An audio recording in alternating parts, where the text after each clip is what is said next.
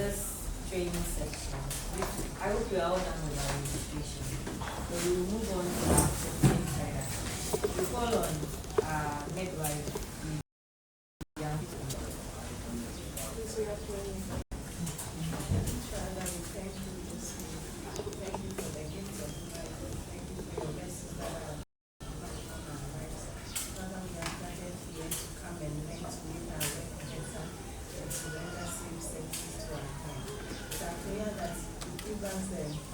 Wisdom and the strength to be able to remain, and at the end of the day, God will also bless your family. Through Jesus Christ, Amen. We love to introduce ourselves so that we know the roles each and every one of us in our facility and wherever we are all coming from. So we start with.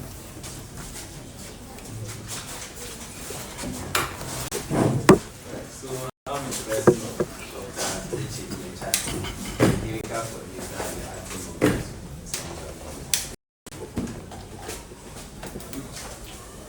Dr. Daniel say, head of pharmacy.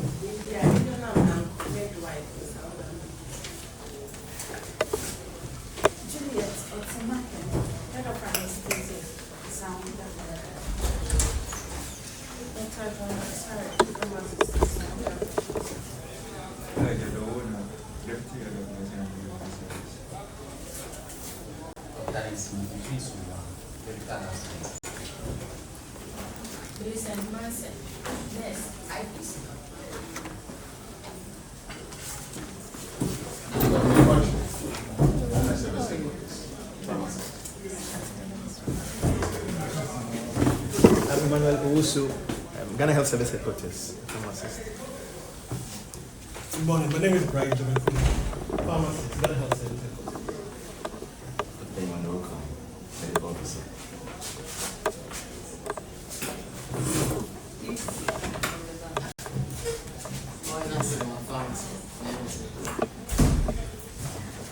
Alex, I need that. IHP. Mary, okay.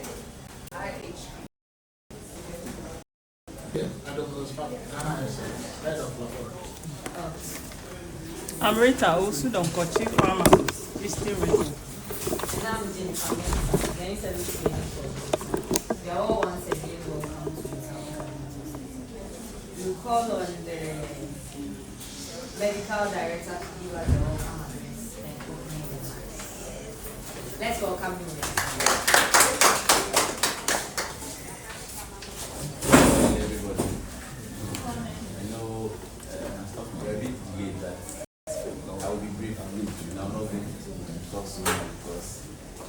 Of whatever we are here for, we discuss accordingly.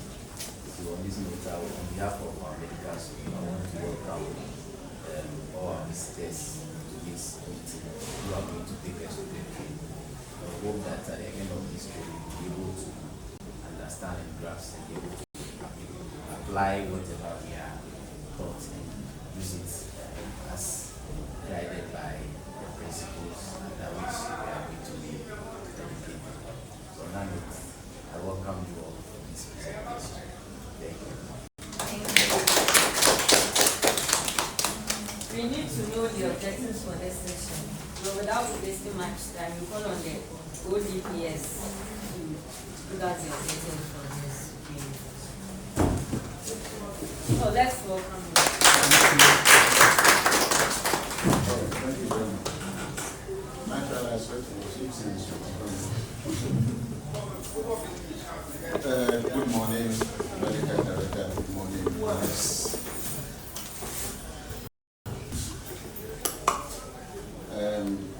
I'm grateful to the medical director for telling us. Don't do that, we can't control. So I'm very happy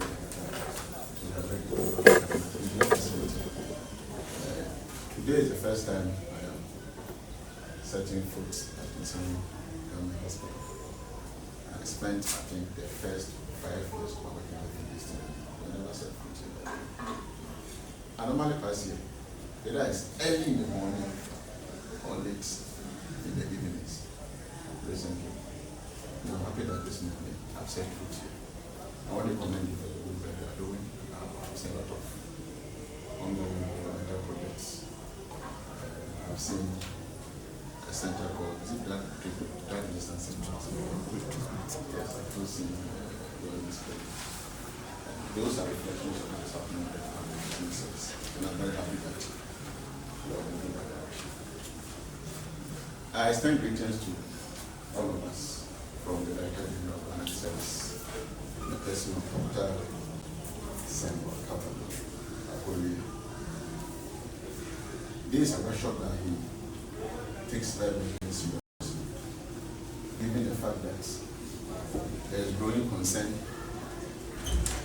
about the increase in the incidence and spread of antimicrobial resistance. It's not only Ghana, it's across all the group. And interesting, antimicrobial resistance poses a very serious global public health threat. It has significant economic implications as well as security. In fact, it is said that the growing menace of AMR is now becoming a silent pandemic, which is likely to claim close to 40 million lives by the year 2050, if nothing is done about it.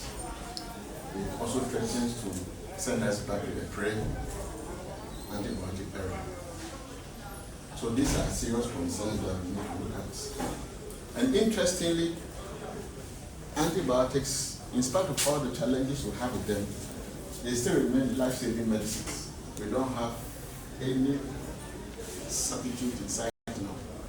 Although, of course,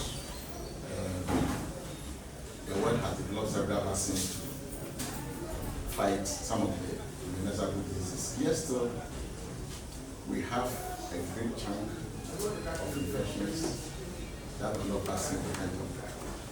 And for that reason, everything should be done to ensure that the antibiotics we have are prudently and appropriately utilized. Sadly, the world has come to the point that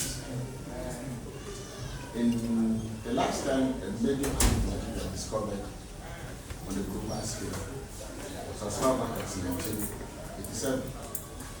So according to the World Health Organization, antimicrobial pipeline or the antibiotic pipeline is running dry. We don't have any medicines inside it. And that means that whatever we have, we need to make good use of it. But one of the key drivers of the increasing incidence of AMR is the excessive or inappropriate use of antimicrobial medicines in both people and in animals. Now the question we ask ourselves is how do we address this? There's so many consensus. We should do this, we should do that. Some say, oh, it's because it's been abused in the community.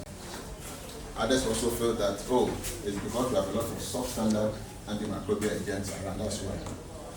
Others also feel that we have a lot of there's excessive use of antimicrobial medicines in hospitals. Having said that, and looking through all this point of view by the various professional bodies, it is come to the fore that hospitals stand at the forefront in global efforts to combat the ever-increasing threat of antimicrobial resistance. In fact, the hospital is now being identified as the battlefield in combating AMR. And there are several reasons for that, and that explains why we are here. Most of the times, such workshops are held in hotels and whatever. But this time around, we want to come down, touch base with the healthcare institutions to know what we know the business, to sit down to discuss and then see the way forward. And hospitals have been identified because of several reasons that I'm going to explain. The first is that hospitals serve as the treatment centers for the management of infectious diseases. Is it true of us? It is true, isn't it? Yes, by the treatment centers. In fact, hospitals serve both as the point of origin and as well as the reservoir of highly resistant pathogens which may enter into the community later or healthcare institutions. There's one gentleman and one I was spending time with this. At that time he came to the hospital and would pass the dispensary and wash his hands. And to tell me that if I go there, he said, I call him man. I said, I said, nah. He feels that maybe some pathogens have got stuck to his hands. So if, of course, you, a visitor, is complaining, what about those people who are there working? What about the patients who are there? In fact, it's been rather than in hospitals, there's a combination of highly susceptible people and there's also intensive and prolonged antimicrobial utilization in our healthcare facilities. And we all know that that imposes selective pressure on the antibiotics. The more you expose this organism to antimicrobial agents, the more it develops resistance. There's also a high tendency for cross-infection or hospital-acquired infection, what we used to call nosocomial infection. And of course, it's also been realized that hospitals serve as the eventual site for the treatment of many patients that have resistant pathogens acquired in the community. So as far back as 1959, a gentleman called S.D. Ellick made a profound statement which I quote. He said that hospitals must be the Mecca. What he meant by Mecca was the converging point of all truly virulent staphylococci. So as far back as the early 90s, the World Health Organization has been at the forefront, developing strategies, developing global action plans to address antimicrobial resistance. And in 2015, they came up with a global action plan to address AMR. In fact, they outlined 4 or 5 primary objectives. And the fourth one, they urged all member states to provide stewardship programs that monitor and promote optimization of antimicrobial use. So that is why we are here this very morning. And this stewardship program must be in accordance with international standards in order to ensure the correct choice of medicines at the right dose on the basis of evidence. So, having said that, what I want us to know this very morning, we are missing one story to kill 2 legs. The question we ask ourselves is, how do we strengthen antimicrobial stewardship in our healthcare institutions without creating too many committees or programs? We know that in Ghana Health Service we have a DTC, the Drugs and Therapeutic Committee, which is a multi-disciplinary committee made up of prescribers, made up of nurses, made up of laboratory scientists, made up of administrators, made up of accountants. All keywords are there. So, in addressing this, Ghana Health Service is made up its mind that to address the increasing threat of antimicrobial resistance, we have to strengthen our DTCs. Interestingly, DTC committee is one of the committees that is very difficult to operate optimally across all healthcare facilities. I don't know if it's, I don't know, tell her what you are doing. That given the place I've worked in Eastern region, Ashanti region, the Northern region, but it is one of the committees that we are finding it difficult to strengthen, for which reason they are not too sure about. Because that is the committee that ensures that the use of medicines is optimized in our institutions. That is a committee mandated to ensure that health outcomes is optimized. A lot of emphasis is placed on some committees we all know. But how when we come to DTC, look as if most policy implementers in our institutions are not optimally now. So one of the key objectives of the service now is to strengthen the unities, trust and communities, so that we can effectively address the growing menace of antimicrobial resistance in Ghana essence and also in the country. And this very morning, what I want to ask you is that this is a top class or one class workshop for two reasons. The first is the team we have assembled to partake in this very program. It's not made up of only pharmacists or only nurses or midwives or only laboratory scientists or doctors. No. It's a multi-disciplinary team that we have put together to address whatever challenges we have with the menace of antimicrobial resistance. The second is the team of facilitators that we also brought together. We brought together a team from ICD, National Service Headquarters, which is made up of medical doctors, laboratory scientists. We've also brought together a team from the office for people who are facilitators from the office of the Director of Nursing Services, as well as the office of the Director of Hospital Services. And we've also identified some key people who are keenly involved in optimizing antimicrobial use in healthcare institutions. So that explains why I said this workshop is a first-class workshop. And like we all know, everybody has gaps in his knowledge. I don't think there's anybody here who doesn't have gaps in his knowledge. So the essence of this workshop is to identify the gaps that we have in our knowledge and have it filled. That's why we are here. And this we expect to be a learning workshop. A learning workshop where we can freely open up and tell us the challenges we have here, so that together we can discuss and see the way forward.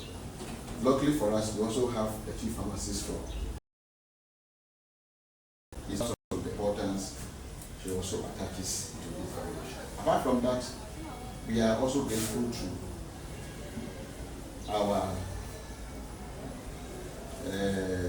a key development partner in health service delivery, that is financing most of the healthcare programs within the sector. We all know that when USA review or when they give the stock order, many NGOs, many development partners folded up. But luckily for us, we have one development partner that are going to increase very soon. That has been so supportive, and they are financing this very workshop, and we are grateful to them. On that note, I would want to say that this workshop is very dear to the hearts of the Director General of the Health Service, and we express that at the close of this two-day assignment, we shall put together our recommendations and everything and forward it to his office, so that we post the cover note and send it to the various divisions in the service that are responsible for managing medicines, especially antibiotics within Ghana Health Service. On that note, I want to thank all of us for this very workshop, and I want to assure us that we will not stay on to the close one. Maybe let us by 2:30 close, but we know that we are a healthcare institution, so that people can also make time to attend to other pressing needs. Thank you very much for your questions.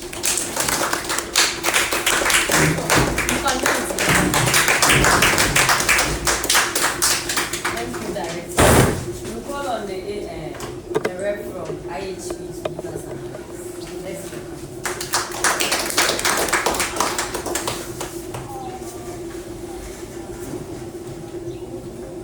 morning to us all once again. I bring greetings from the Integrated Health Partnership Program, also known as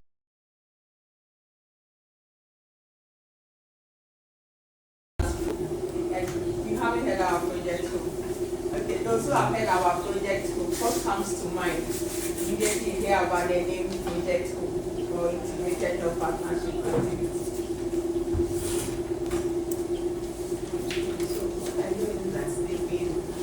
Most of the workshops that we attend, yes, we said one that we attended on the mental resuscitation. Yes, I would like to do mental resuscitation. Project Hope is used to be a USAID supported program, but now we no more belong to the USAID because Donald Trump doesn't want to hear about the new USAID. So now we are under the health of the US government health, like the US government health institution. Yes, so we are now under the US government health.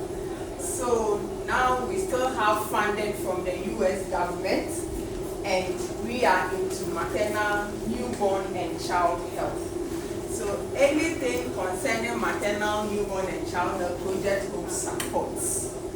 So one of the issues we identified as being very challenging when it comes to maternal, newborn, and child health is antimicrobial resistance. We know when our mothers deliver, we know we use a lot of antimicrobials on them, and we realize that overuse of these antimicrobials will, at the end of the day, develop into antimicrobial resistance issues, which might be global pandemic as we move forward. So the project decided that why don't we tackle it by strengthening the DTC teams in our various facilities to be able to care of antimicrobials in our facility, to be able to, get the better outcomes of our patients.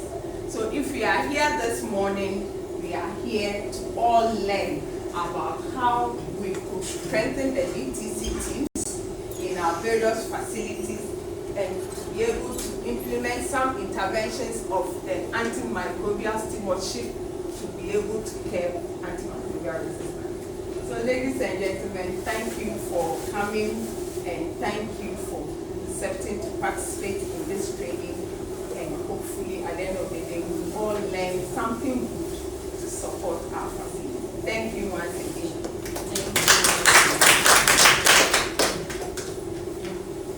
The next on the program is our princess. We have 20 minutes for it. 15 minutes. So we have 15 minutes for the princess.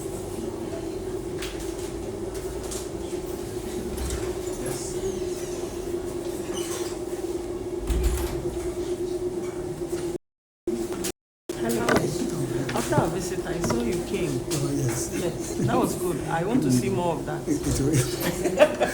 That we will do that. All right. Okay.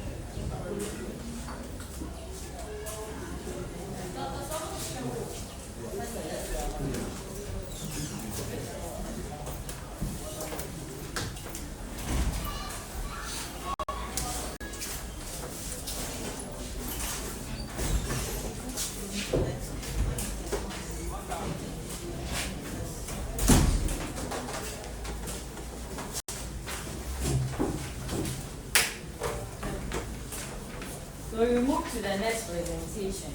There is a little challenge when it's set. Okay, our first presentation is on the overview of ECC activities in Nsawam Govt. And it's to be done by our head of funds, Dr. Sego. Let's move on.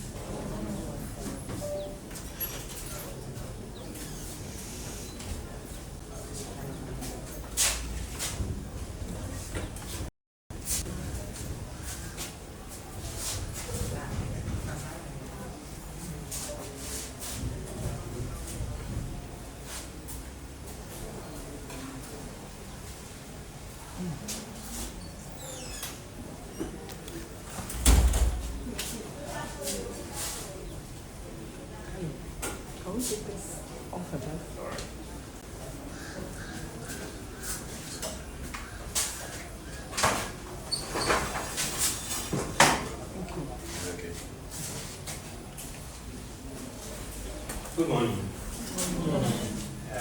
I'm here to give a brief overview of what we do here as far as our ETC is concerned. Nsawam Govt Hospital Running Activities Committee.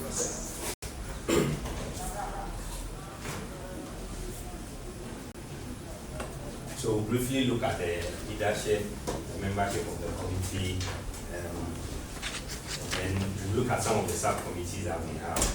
Our meeting arrangement, some of the topics we discussed in recent times, and a few of our activities led by the committee. So our DTC is chaired by the medical superintendent, and he's usually present at our meetings to chair himself.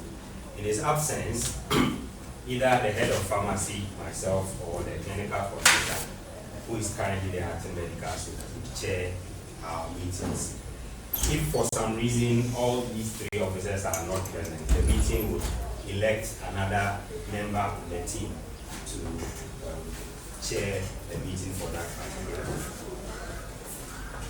The pharmacist is a secretary to the committee. Ours is quite a large DTC. Membership maybe between 35 to 40, made up of many of our prescribers, specialists, medical officers, PAs. We have a medical herbalist member. He was here, I think he stepped out. He's a member of the team. Heads of most of the clinical units are part.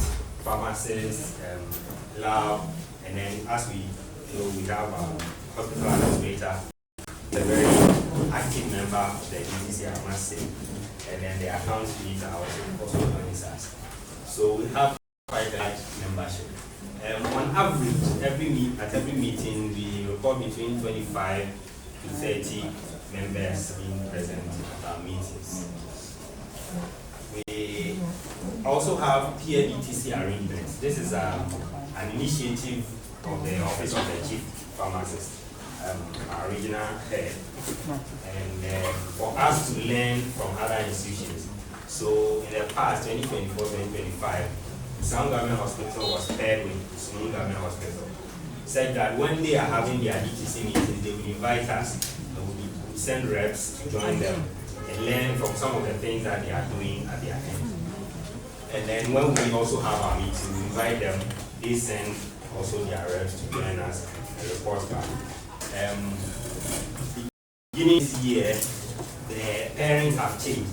So currently we are paired with Nsawam Government Hospital. The same arrangements are done whenever each facility has meetings. They invite each other for them to send reps. Some of the subcommittees that have been working in recent times, the antimicrobial stewardship team, a lot of the members of that team are here. You can see Dr. Okain, Dr. Sumwa, Mary, a lot of members are here. And they have some activities. I think I'll mention a few under the slide of activities. And then not too long ago, I think about 2 years or a little less than 2 years ago, we set up a pain management team or committee, the issues of how we go about pain management in the facility, including the medicines, the analgesics that we should stock in the facility, the ones that we think will not be necessary, who prescribes them and all of that. That committee handles that matter. We've had in the 2024-2025, we had 3 meetings each. So far in 2026, we've had 1 meeting. We missed the second quarter meeting, and we're planning to reschedule it. So we still plan to have it before the third quarter. The time comes for the third quarter meeting. Over the past 2 years, we've had about 7 meetings in total. Our meeting schedules, we have a quarterly arrangement of meetings. So it's part of the hospital's year planner that every quarter there is a slot for DTC team to have their meetings. Mostly meetings would happen on Thursday mornings, early in the morning, between 7:30 and 9 a.m. Occasionally it may drag a little bit to 9:30 or 10 a.m. Some of the topics that have been discussed in recent times include review of institutional medicines formulary, what medicines we have that we think are no longer necessary, or the ones that we need to bring in afresh. The committee also conducts IUM surveys, and then we discuss the results. We discuss the results of IUM surveys at some of our meetings. Medicine return for refund. There were issues where we were having a lot of issues with medicine returns, and then we had discussions about them. Medicines and patient care issues regarding the limbs, now games, issues, how prescribers, which roles different categories of staff need to play in order for us to give the best service to our clients. These issues are all being discussed here. And at AMR, we've had a number of presentations on AMR, and then discussed our AMR action plan at the beginning of each period. And we've also discussed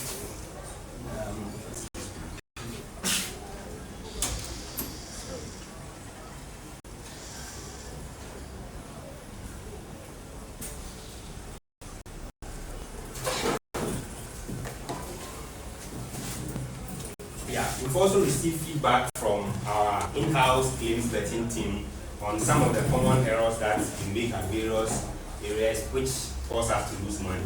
And we know, if we don't get our monies, we will not be able to do the other things that we need to do to improve therapeutic issues in the facility. The facility had what are not called technically not a research, but we did a bit of a survey where we compared the use of vaccine gel alongside the clients who still insisted on using the latest spray for cord care. That was also discussed during our meetings. And then some discussions include, like I said, analgesics and the formation of the pain management committee, updates from them, and a presentation on herbal medicine in Ghana. Some of the activities are currently point prevalence survey is ongoing. I think the data collection stage is done. they are in the process, the team is in the process of uploading the data to a central site where analysis will be facilitated for us to know the baseline. And then after some time, we can review and see where we are. As I mentioned earlier, RUM surveys, I mentioned the president research. We do the AMR team especially does education sessions, sometimes at the OPD, sometimes on the wards, at the pharmacy waiting area. And then during, in November, during the World Antimicrobial Resistance Awareness Week, we do district-wide education, markets, lorry parks, schools, churches, and all other places that need hear the message about antimicrobial resistance. And then we also supervise emergency stock monitoring, emergency medicines on the ward, monitor the stock. And in recent past, there was an award sponsored by the medical superintendent pharmacy, given to certain wards that were adjudged to be doing very well in managing their emergency stocks. So I think in conclusion, that would be a brief overview of what we do here as Drug and Therapeutics Committee at Nsawam Govt Hospital. We have a very strong team, very active, well structured, and then we have active collaboration with sister facilities where we learn from each other, and the committee has helped in making certain decisions that have helped protect life or improve care outcomes within the facility. If anything that I've left out, my members here will top up, or if there are any questions, they will help me in answering them. Thank you very much. So, thank you, Dr. Sen. The process has been forwarded to Dr. Sen, so kindly check on the BTC page. And as the presentation is ongoing, you see them. Our next presentation is on antimicrobial resistance, the silent pandemic, retreated by our ODPs. Let's go.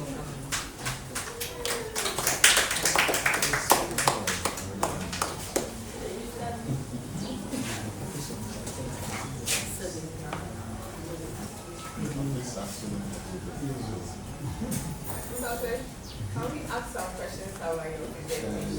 Oh, sure. Yes. Okay. Members, please pay attention to the questions before all of us. Please, I'm actually interested in the results of the chlorhexidine gel and then the latest rates in the cost. Comparatively, which one came out to be the most preferred, and then which one came out to be the most effective? So generally, in terms of effectiveness, we realize that both the chlorhexidine gel and the spirit were able to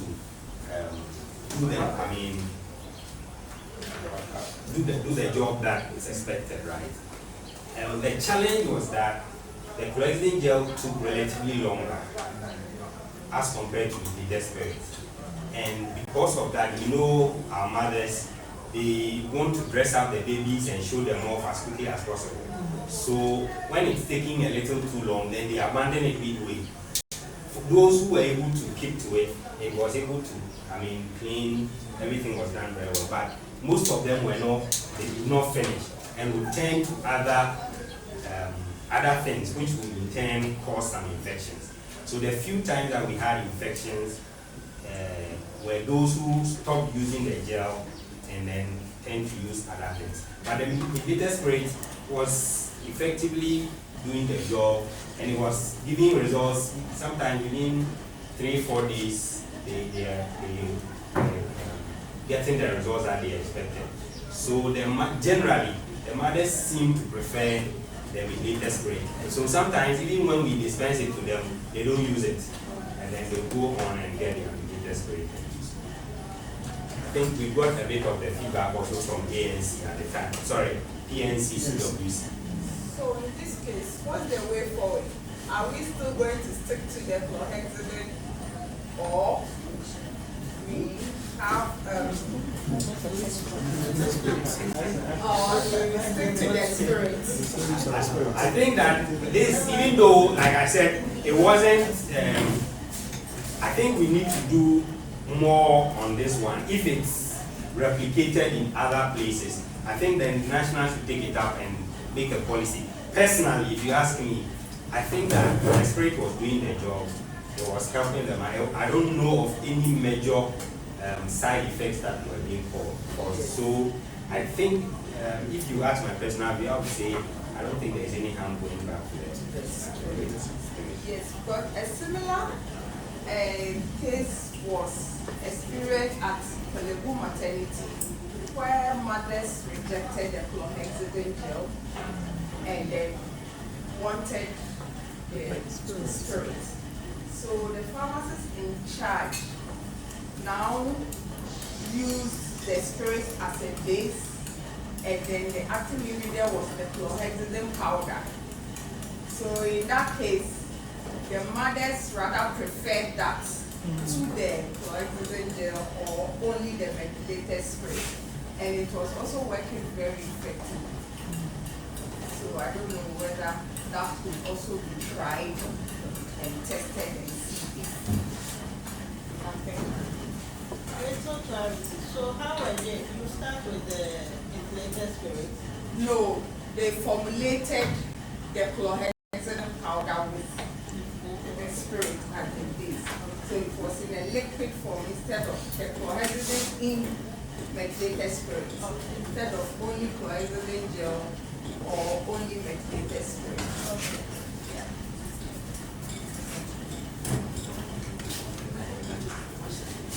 Daniel, I want to bring this up.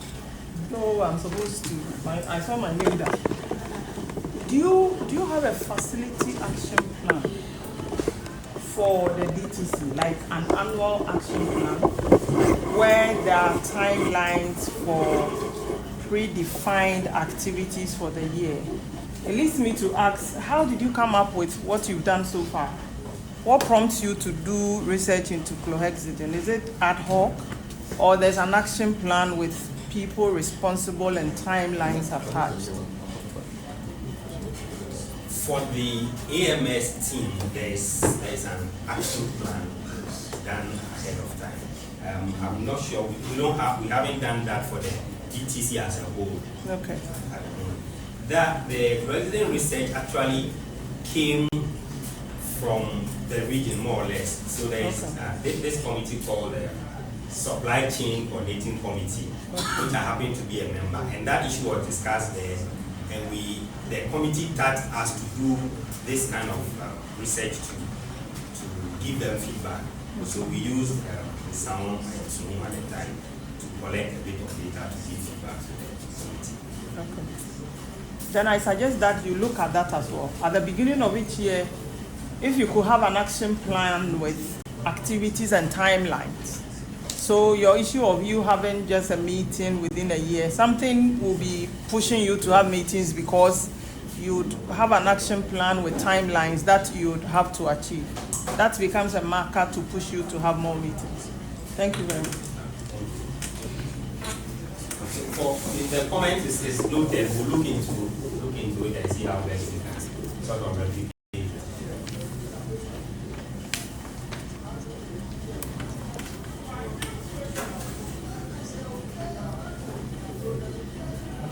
A follow-up question. Also interested in the DTC, peer DTC meetings that you be having.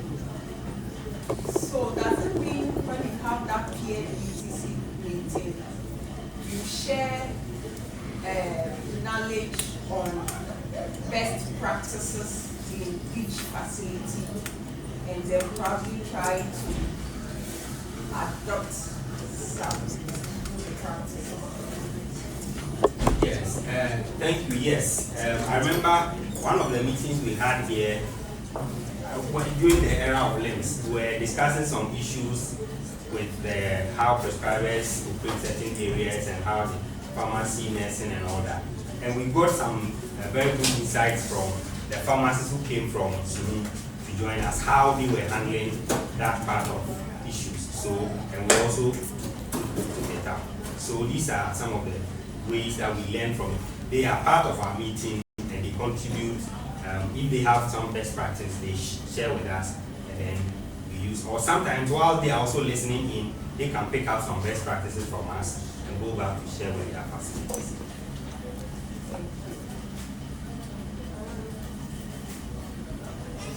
Right.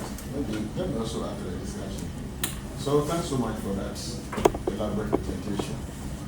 And let me commend Nsawam Govt Hospital for the good work that you are doing. Interestingly, like I said earlier on, DTC committees in most hospitals and functions are not effective. But I'm very happy to realize that you are doing quite a lot in the area of DTC. So a lot of people are commending my I want to know if there's any relationship between BTC, AMS, and IPC. I didn't see what you presented. So I wanted to see the relationship that the BTC has, IPC, whether committee or activities or team facility. I was also expecting to see something small about your antimicrobial consumption. Even for anything at all, assembly and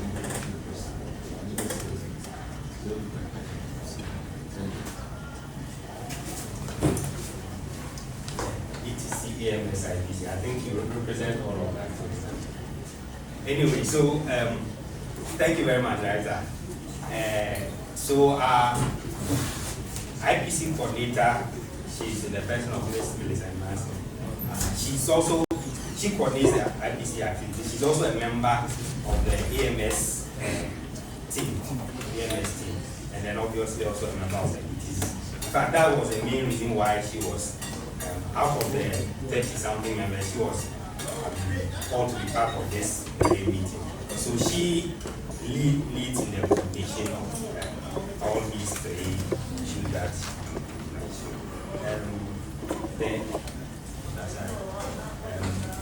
the current, the most recent survey that we did, in fact, our antimicrobial use, OPD antimicrobial use, is quite high, over 50%.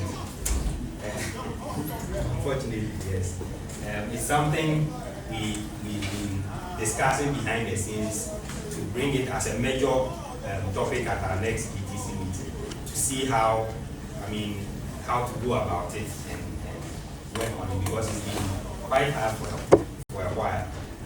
That is our challenge in terms of the antimicrobial prescriptions at the OPD. And finally, my final question is, given the large membership that we have, it's about 40. Yes. Let's say that's about 35. So how is the team motivated?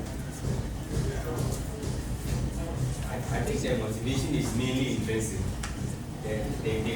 Because our meetings, like you saw, the meetings are very well attended. And in terms of, we serve, sometimes a snack, maybe some small, like nothing extraordinary. That should be the source of the motivation. I would think that the members really are interested in what we do here. That's really what we do.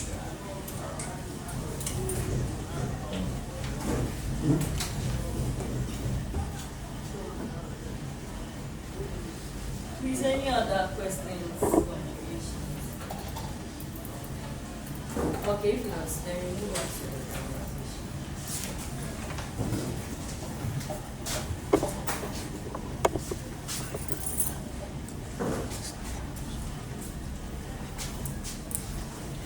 Hello, good morning. My name is Nsawam Govt. My pharmacist. So the first two presentations I made my work rather easier because I've been selected for the MRM separation. see that, can you hear me? I see that some work has been done with the EPSs and yeah, it's nice one. Just run through what I have and then we'll start. I mean, we'll go ahead. So I was going to define the definition is talk about the history. So that for those who think that it's a problem of recent times, to understand that it was there before many of us, maybe all of us, apart from me, but the burden globally in Ghana and the response and then the action plan. So usually I'll start with some of these things. I'm trying to help us relate to the problem here so that we feel like we're part of it. As early as 1945, self-learning.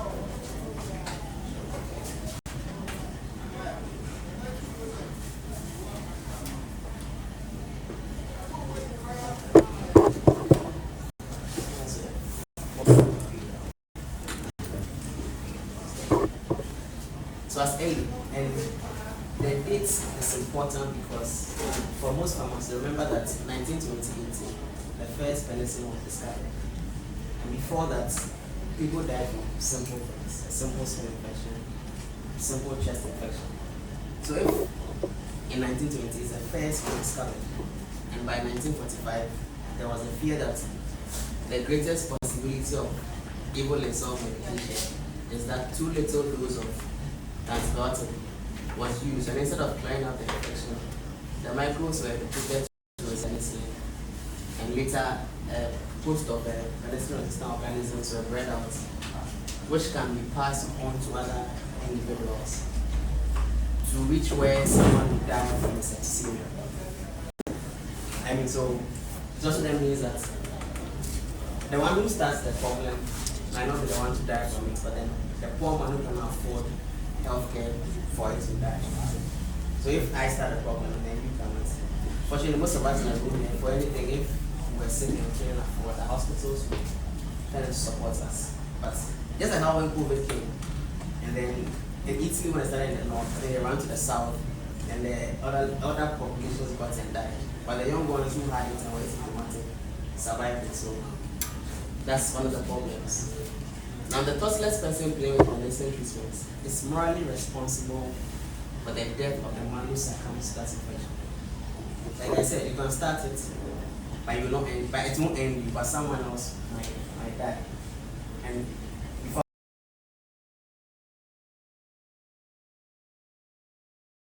I jumped out of my way, I was driving and then the person jumps off, falls in a gutter and died. I didn't know that person.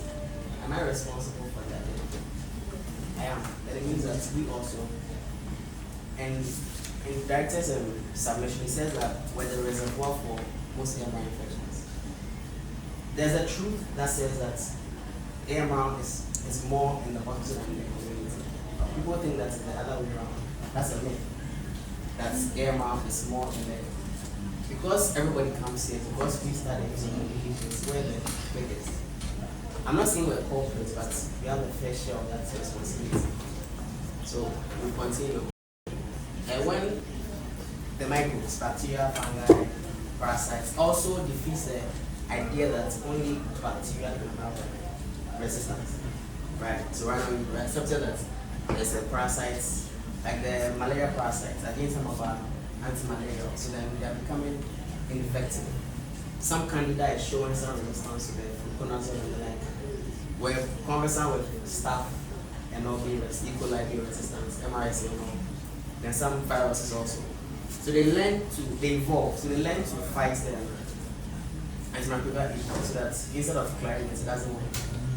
So, and if they're saying that what doesn't grow you makes you stronger, we can feel it especially. When they don't die from the antibiotics, they become stronger and they bring us more problems. There's longer hospitalization, higher mortality and morbidities, more expensive treatment from some of these ones. Some of the facts that we look at is that there's a natural phenomenon. I think all of us can see that. What I'm saying essentially is that when you discover a new antimicrobial molecule, until it's exposed to the environment or to use, be it rational or irrational, it won't have any resistance. The moment it comes to be used, then resistance will start. That's natural. Whether rational or irrational.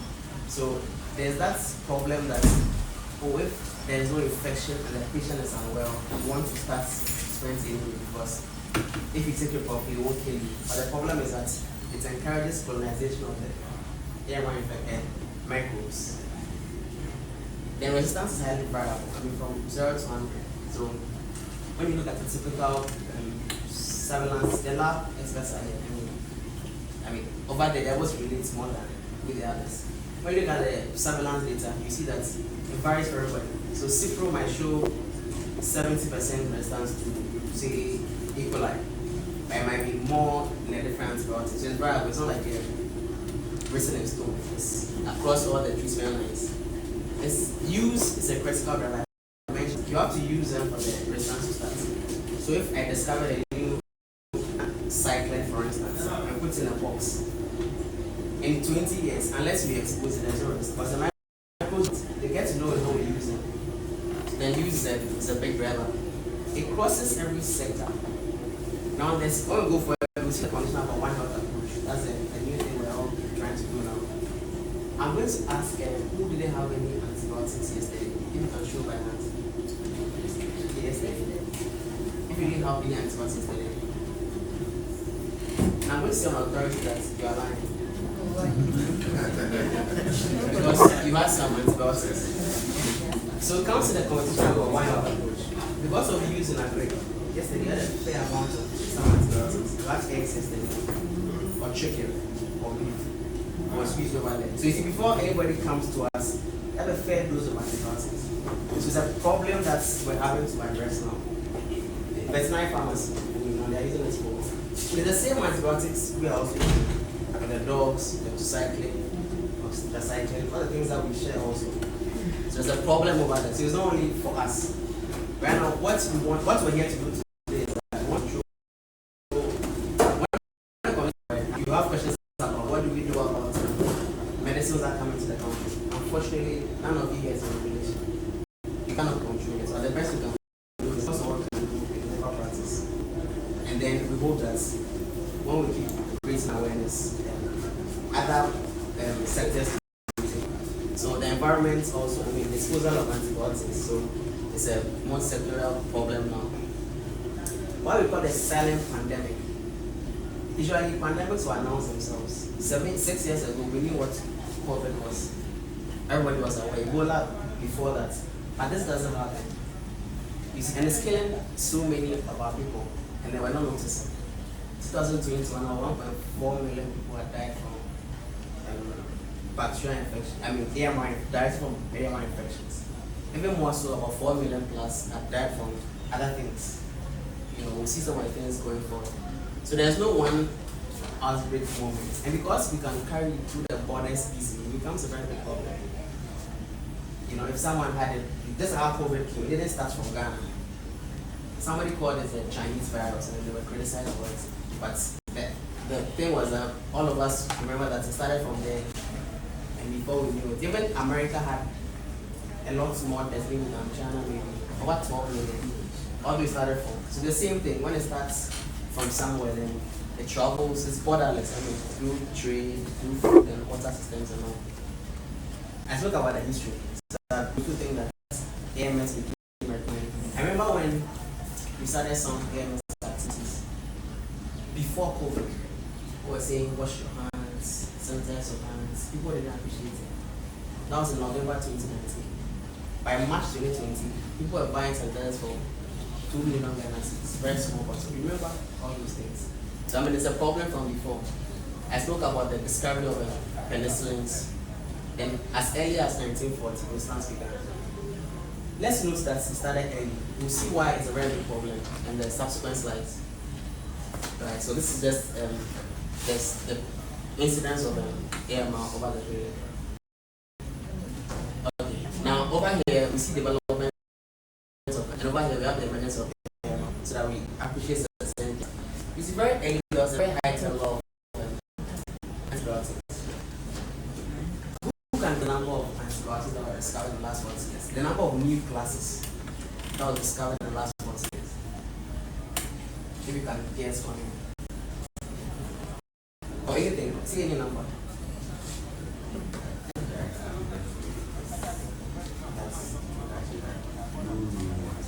So no new antibiotics, and that's a very big concern. You see, so look around here, there's a lot of activity. By guys of the last 40 years, no new class of antibiotics. The best we've done, we've gone closest.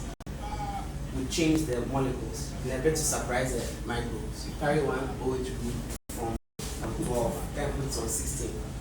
So that will shock the bacteria. It's not working perfectly, but it's trying. We also now do the combinations. Get ampicillin, sulbactam, bacillin, lactobactam. I mean, those things just trying to, if not in those combination doses, you do it in the whole treatment. So they're doing like multiple antibiotics to treat infections. So there's a lot of activity stops. Now, when you watch the surge of the drug December doesn't stop, it continues into 2000s when we don't have any new class of antibiotics. And the other big problem too is that the antibiotics that we've dropped to use for drug-resistant TB, for instance, the newer fluoroquinolones, masifloxacin, norfloxacin, levofloxacin, we can see them in prescriptions now.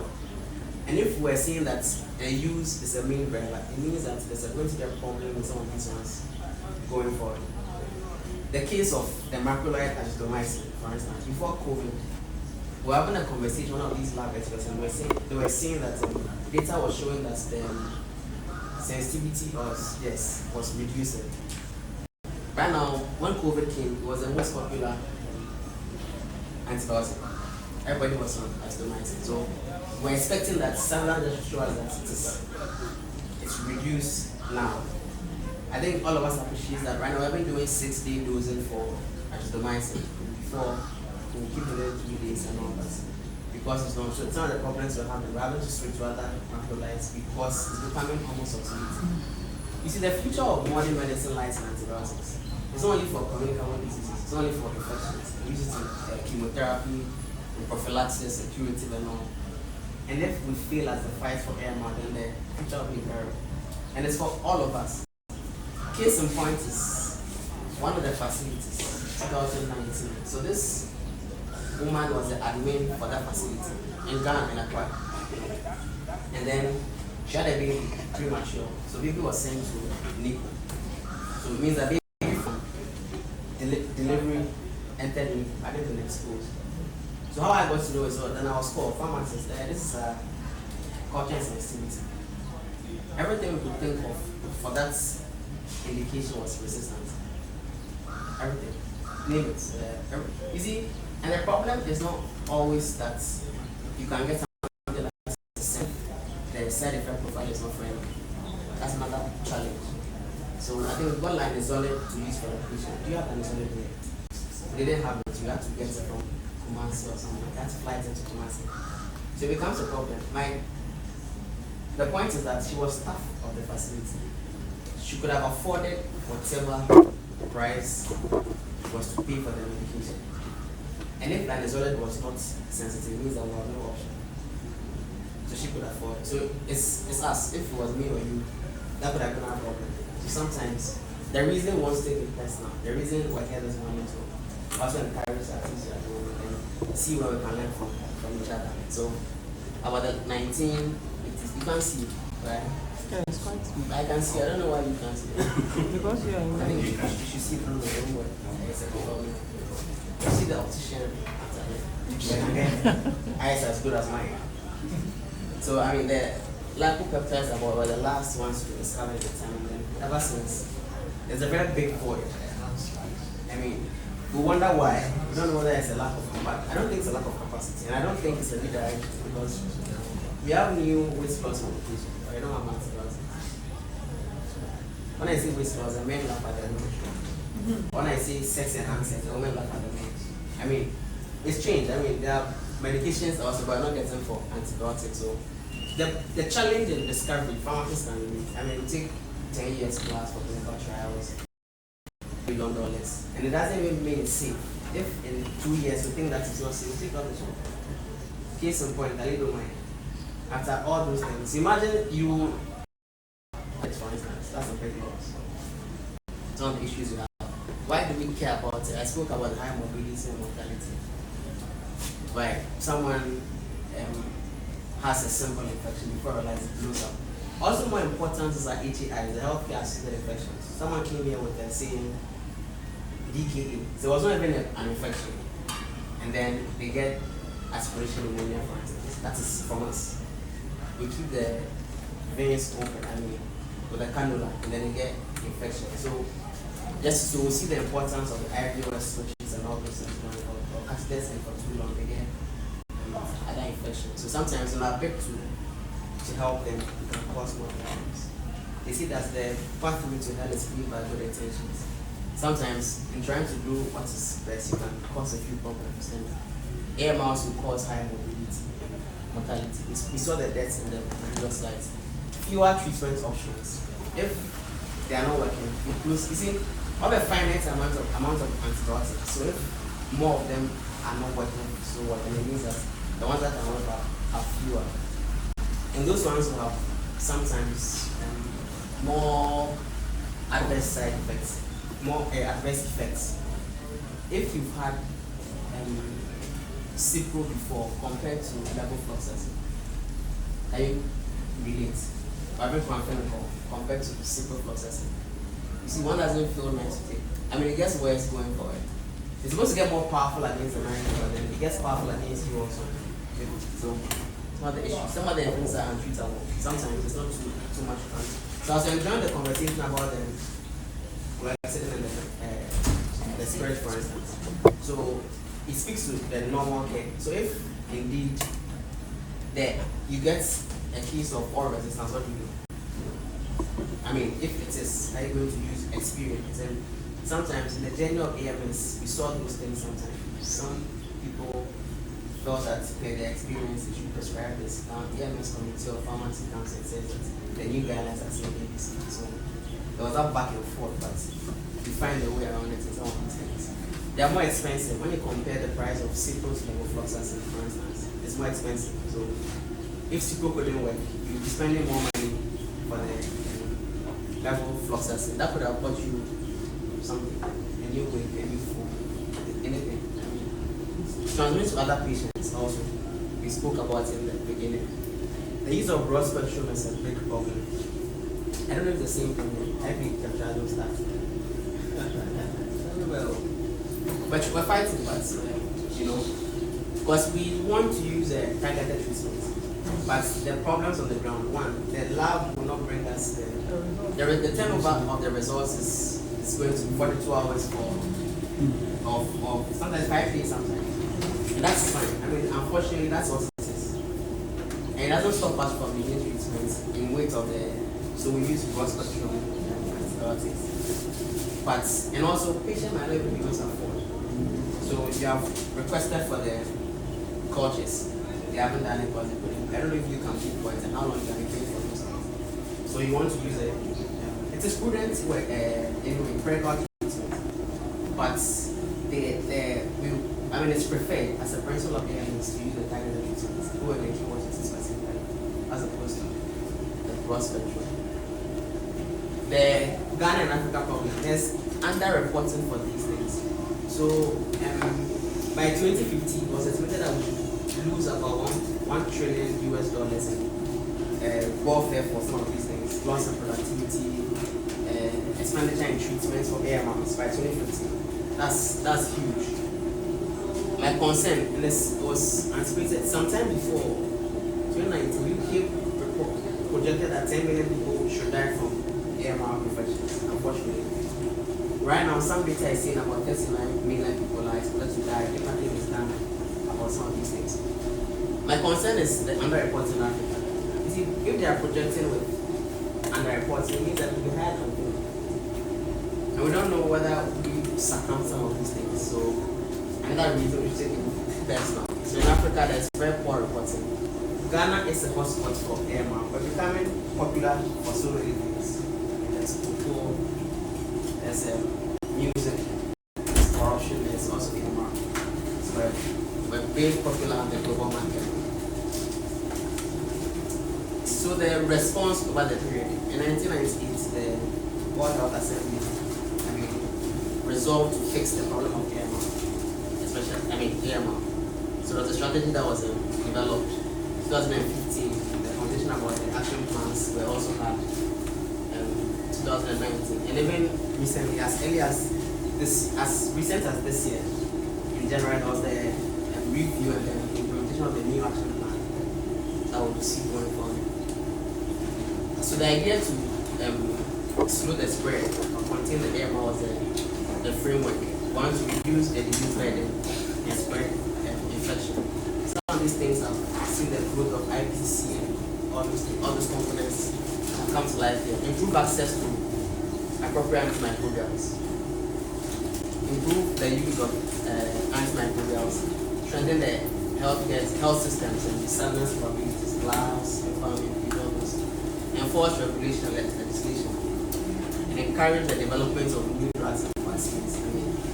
One of the biggest things in the framework. Now the strategies have been focused on these key groups: patients, healthcare professionals, healthcare participants, and government. With the patients, we create awareness of and educate on antibiotic use. We want to discourage self-medication, for instance. We're very communal people. Sharing is caring. So yesterday I went and I had amoxil for my condition. It's my brother and he's feeling the same thing. So if I have some less, I give him. That is a problem. So where we stand as healthcare providers, we offer education to them and also to encourage that they seek healthcare as early as possible. For farmers who have been in retail before, sometimes we'll see that prescription was written June 25, for instance, and today is the 27th July. The patient has come for the medication because they now have money, which isn't prudent, but that happens sometimes. Or they were trying other options somewhere, some prayer camp or other place trying to handle their condition. So we try to encourage for them to seek healthcare as early as possible. For the professionals, the education like this, or CPD programs and self-clinics and all, encouraging prescribers to prescribe within the guidelines to improve guideline compliance. The healthcare facilities, things like IPC and the WASH programs are the things that's the components of the AMS of the strategies. Then for the government, that's a policy making legislation, all those things as part of the AMS. I hope we've seen the action plan for the global action plan. This is an old one. Yes, it's available on the WHO website. 2015, the assembly met, and then there was the member states were encouraged to develop their own action plan to fight AMR with 5 objectives: to improve awareness and understanding of AMR, what we're doing now; strengthen knowledge through surveillance and research; reduce incidence of infection; optimize the use of the few antimicrobial landlets; ensure sustainable management in AMR. So that was what we're doing here. Sometimes we employ other SBCC activities also. There's posters and all those things too. Attention is valuable. And I keep saying that all of us know, by now, I even know who will vote for the next election. But we're sure that by the election year, we see billboards of the people we already know. All of us either use MTN, Telecel or Airtel, but then big billboards are showing us MTN everywhere we go. They're reminding us that they are there. We shouldn't forget them. So it's why some of these things are important. I don't know if you have EMS t-shirts and all those things too. Some of the parties do have. When you walk around, they see that there's antimicrobial and something about antimicrobials going on. Posters, SOPs, and all those things to create awareness. I'll leave this for my colleagues coming. I'll make the work easy for them. We'll come and talk about the surveillance and research and the other slides. Then IPC, hand washing, all of us learned to do it. At a point, the kids were doing it. When COVID came, and we learned some things from there. Optimize the use. Spoke about so those are some of AMS's core activities. I don't know. I Having to action plans, I don't know what level of you have reached some of these things. IBOS switch, backup prescribing, guidelines compliance, some of these small activities that you do to improve the use. Then ensures that, programs like this or always there's a condition of sustainability because that's continuing. In your, I don't know how many PPS you have done. Started with the first baseline. one. The baseline. We are still uploading the data on that one. Okay. So when you do some of these things, and the reason it has to be continuous is that you realize that the data changes at certain points. So you do a baseline, usually it's bad. The baseline is bad because all of us assume that we're doing the best, and we have a protocol that will look at the fine details. So you can get, for baseline, I've seen over certain facilities, it can be very poor sometimes, but that's the baseline because often it's a documentation problem. But when you do repeatedly, you are hoping that it will improve every day. That's the notion. But sometimes it gets at a point and it reminds you that, oh, you have made certain things, whether having too complacent, or whether sometimes the interventions that you put in place will come and cause new problems. So that, for the reason of sustainability, those things happen. Now, 2017, Ghana was one of those states that developed their action plan. So that was ours, 2017, 2021. That I was thinking that we all see. So they are rather big documents. And I would say that just focus on where it affects. You don't worry about legislation and the rest. You focus on where in clinical care, what you can do in some of these subjects and it helps. So it was a 5-year plan, and this year it was advanced to a 10-year plan. So there's a new action plan that covers from now to 2026. Similar things, just a few new. I spoke about the One Health. Now there's animal and environmental illnesses captured in the new action plan. With still the goal to preserve the ability to treat human, animal, whatever with antibiotics. Then targets by 2030 is to reduce the deaths by 10%. It's only achievable if you start doing something, continue what you're doing, you better it. Reduce the use of like I said, eggs, fish farming, whatever reason, using the same antibiotics that we are also using. Minimize pollution of the microbes. So sanitation comes into place, IPC, and also disposal. Versus, I think everybody has a program now for us to return either expired medications or unused medications. Otherwise, you'd be surprised many people would have poured it into their sins, goes into their skin systems and it exposes the environment. That's how people would have been exposing them, so it becomes a problem. Now, similar objectives, but it's now 6 instead of 5. So the awareness creation is still there. Surveillance system strengthening is still there. IPC was still there. Now then, there's to ensure equitable access and appropriate use of and disposal of the antimicrobials. Accelerate research if Africa is not doing so much. And you realize that in AMS activities, you get a lot of data from those things, both sides, whether IPC or AMS. These are learning things for all of us. You can share from publications and all often. And strengthen the most effective governance, sustainable financing, and coordinating the response.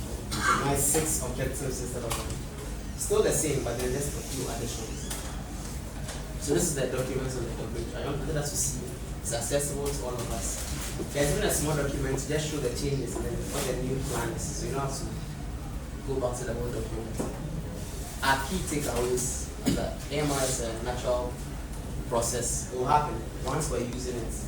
There's even some research about how long the antimicrobials stay in our bodies after use. Up to 24 months sometimes. So if you treat, say, a UTI, it stays, it doesn't clear entirely. It's not straight to zero. It takes a long time. These things can feed the next generation microbes. The burden is already historically scaled. The number of deaths is, it's too much. We shouldn't be dying from these things when we have the solution. So Kelvin is using the solution. The global response has matured, yes, over time. So the member states were able to get the action plans done. Unfortunately, about only 10% have allocated funds to implement the action plan. So it means that action plan was designed and not many were able to implement it. So there's progress, but then there's more room for improvement. And then this new one sets more clearer and measurable targets. And then there's a thank you slide. And thank you for your work. Any questions, contributions, or suggestions? After you ask our questions, you'll be taking our snap. So you always Thank you for the presentation. It is very insightful. I heard you mention that with a point prevalence study, it should be repeated periodically. What is the recommended interval of repetition so that we become very clear on it? I'll say very little about it because tomorrow we'll do that. Oh, okay. But there are 3 windows in a year. E1, E2, E3. So the first 4 months, the second 4 months, the third 4 months. You can. It's a snapshot. So you can do it 3 times in a year. Nobody does it 3 times, but the point is that even if you are doing once a year for the few years, if you can do 3 times, fine. You can do once a year. There are 4 trends. You can speak better to trends and instead of a snapshot. It's 1 time. Thank you very much for the presentation. We actually showed where taken global action plan. I don't know, the SDGs, we talk about do we have a specific indicator for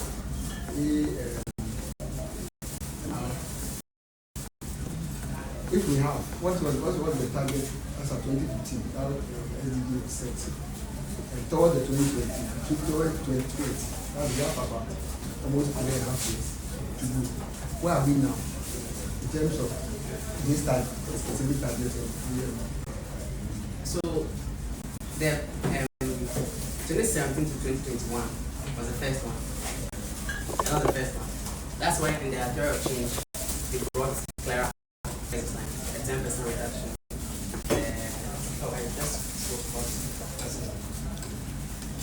The reduce use of agric and then the minimize pollution. And I was saying that, so in all the member states, unfortunately, there are some facilities that haven't seen the national action plan.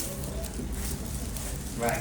We're fortunate in Nsawam that we started the MS program, so most of us have taken it. So they haven't even seen it.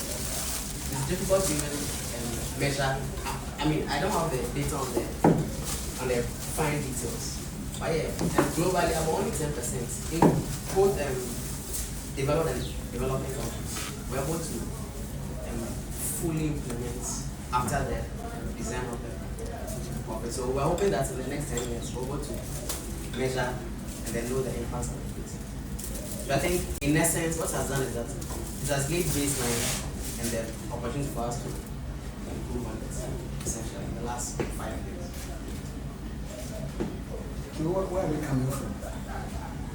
That was going to be clear. Where are we coming from? Yes. As at 2015, that the SDG was set. It was set up 2015.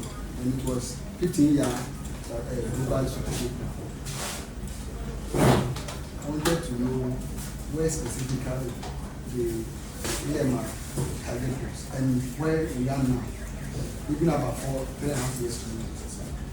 So, if I can speak, some of the data that I was sharing, for instance, we've worsened in some cases. I said that 7 years ago, the projection for economic impact of AMR was £10 million or so. What $1 trillion globally now. The debt toll was 2019. The data was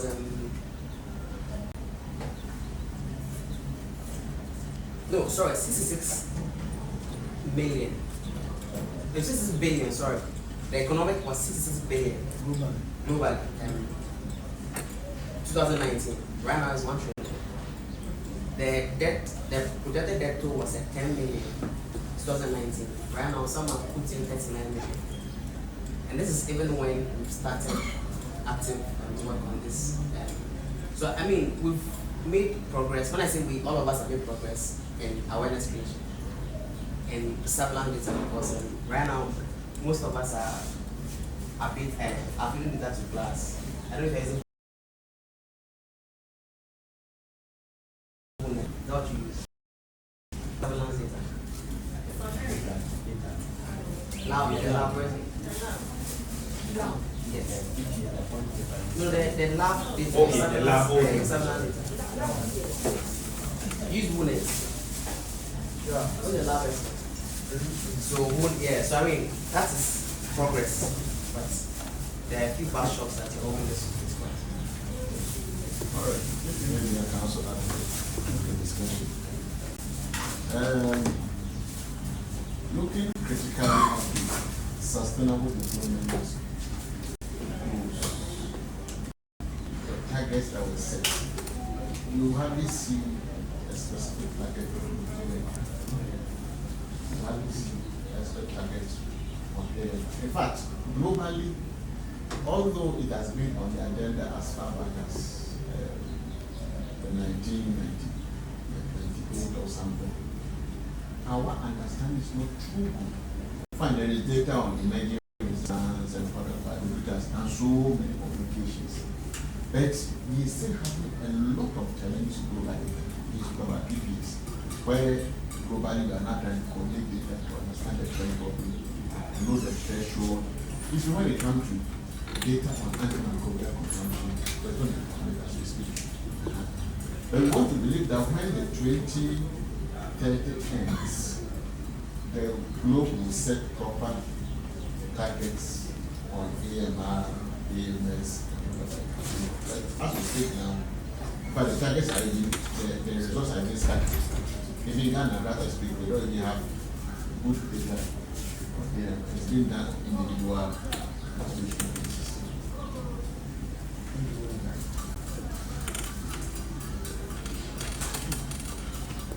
There are many, in fact, Apple, AMR, there have been a lot of publications. Before we look at it, we try and make those publications available to us. So that those of us who are prepared to read can read to update themselves. Because we have a lot of publications. And they are fast publications, very detailed publications.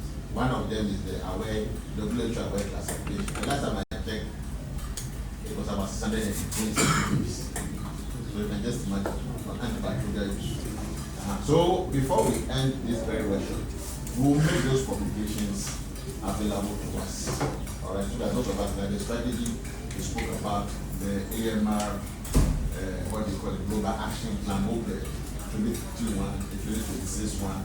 We look at the WHO strategy we outline. If we look at GLASS, Global, antimicrobial surveillance system, the GLASS reports generated, the WHO classification, all publications will make it available to the team so that they also want to themselves. As well as World Health Statistics on global health and whatever that can do. Thank you. Okay. Please, you have us for only 5 minutes. Please, are we going to get slides of slides? Sure. Yes, we'll look at that. And whatever information you want, please let us know. Yes, sir. Thank you. Okay, thank you, Ma'am. Please let me know. We'll break for only 5 minutes so that we can. Hello, are you Emmanuel? Oh, okay. Thank you for the support on the WHO. I'm ready. Please, only 5 minutes. So we initially intended to do I had to hold on with it because of this program. We actually wanted to do the interviews for the in-town facilities and then I'll do the validation alongside them. I told the pharmacist to hold on. But you still do it this week? Yes, I hope so. There's so much happening this week. I hope I'm able to. Yes, we've done the other ones that do not need the validation. Have you seen the data? No, I've not gone to check. Oh. It's also been Oh. So I'll check today. We did for 4. Wow. We had only 8, so we done Yes. 4. And we reserved the ones for validation. So when both of us are free, so just when he's done, I'll move in and validate. That's wow. So when we close early, I'll do at 1 or 2 today. Okay. That's good.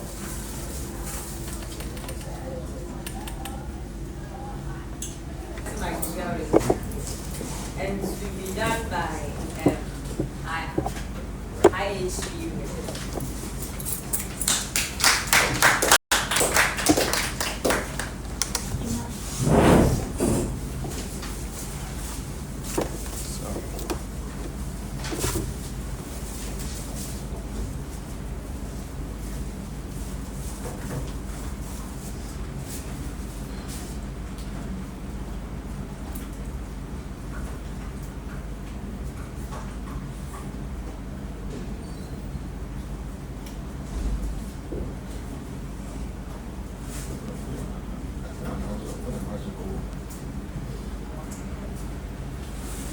All right, good afternoon to us all once again. My name is Mary Eke, and I'm a pharmacist by profession, and I'm here for us to discuss addressing the drivers of antimicrobial resistance. What are the drivers when it comes to antimicrobial resistance in our facilities? Why do we have to understand what fuels the resistance, and how are we going to tackle it? How are we going to develop some action plans against these drivers? So first of all, look at the of the crisis. Why understanding the drivers matter. We look at the inappropriate use of these antimicrobial agents. We will also look at behavioral and knowledge gaps amongst the patients, even prescribers, and also dispensers. We will also look at weak IPC and low vaccination coverages. How do these indicators affect or drive antimicrobial resistance? We will also look at the environmental and quality risks. How does the environment also come in when it comes to antimicrobial resistance? And we also look at the gap, that's the global action plan on antimicrobials and responses. We look at the 6 strategic objectives of the stewardship and in practice. So the scale of the crisis, why do we have to understand the drivers? Why do they matter? We need to understand the drivers, and they matter so much because research has shown that 1.14 million are directly caused by bacterial resistance to our medications we use in our facilities. And without urgent action, about 39 million of deaths are projected to occur by the year 2050. And if we don't still take any action, our life expectancy globally is going to be reduced by 1.8 years within the next decade. And if we still don't take any action globally, we are going to lose about $1 trillion to antimicrobial resistance issues. So therefore, there's the need for us to understand the drivers of antimicrobial resistance. So let's look at the key drivers of antimicrobial resistance and how we should respond to them. So when we talk about the Global Action Plan on Antimicrobial Resistance, that's starting from this year 2026 to 2036, we identify inappropriate antimicrobial use across sectors of our facilities. We also identify weak infection prevention and control. We also identify low vaccination coverages. These three indicators are driving antimicrobial resistance in our facilities. So let's take the inappropriate use of antimicrobials in our facilities. So this time, we will only look at antimicrobial resistance in humans. We will consider in animals as well, and also in plants. Our colleague asked the question, who did not take any antimicrobial agent yesterday? And most of us raised our hand. But looking at the use of these antimicrobials in animals and in agriculture, plants, yesterday we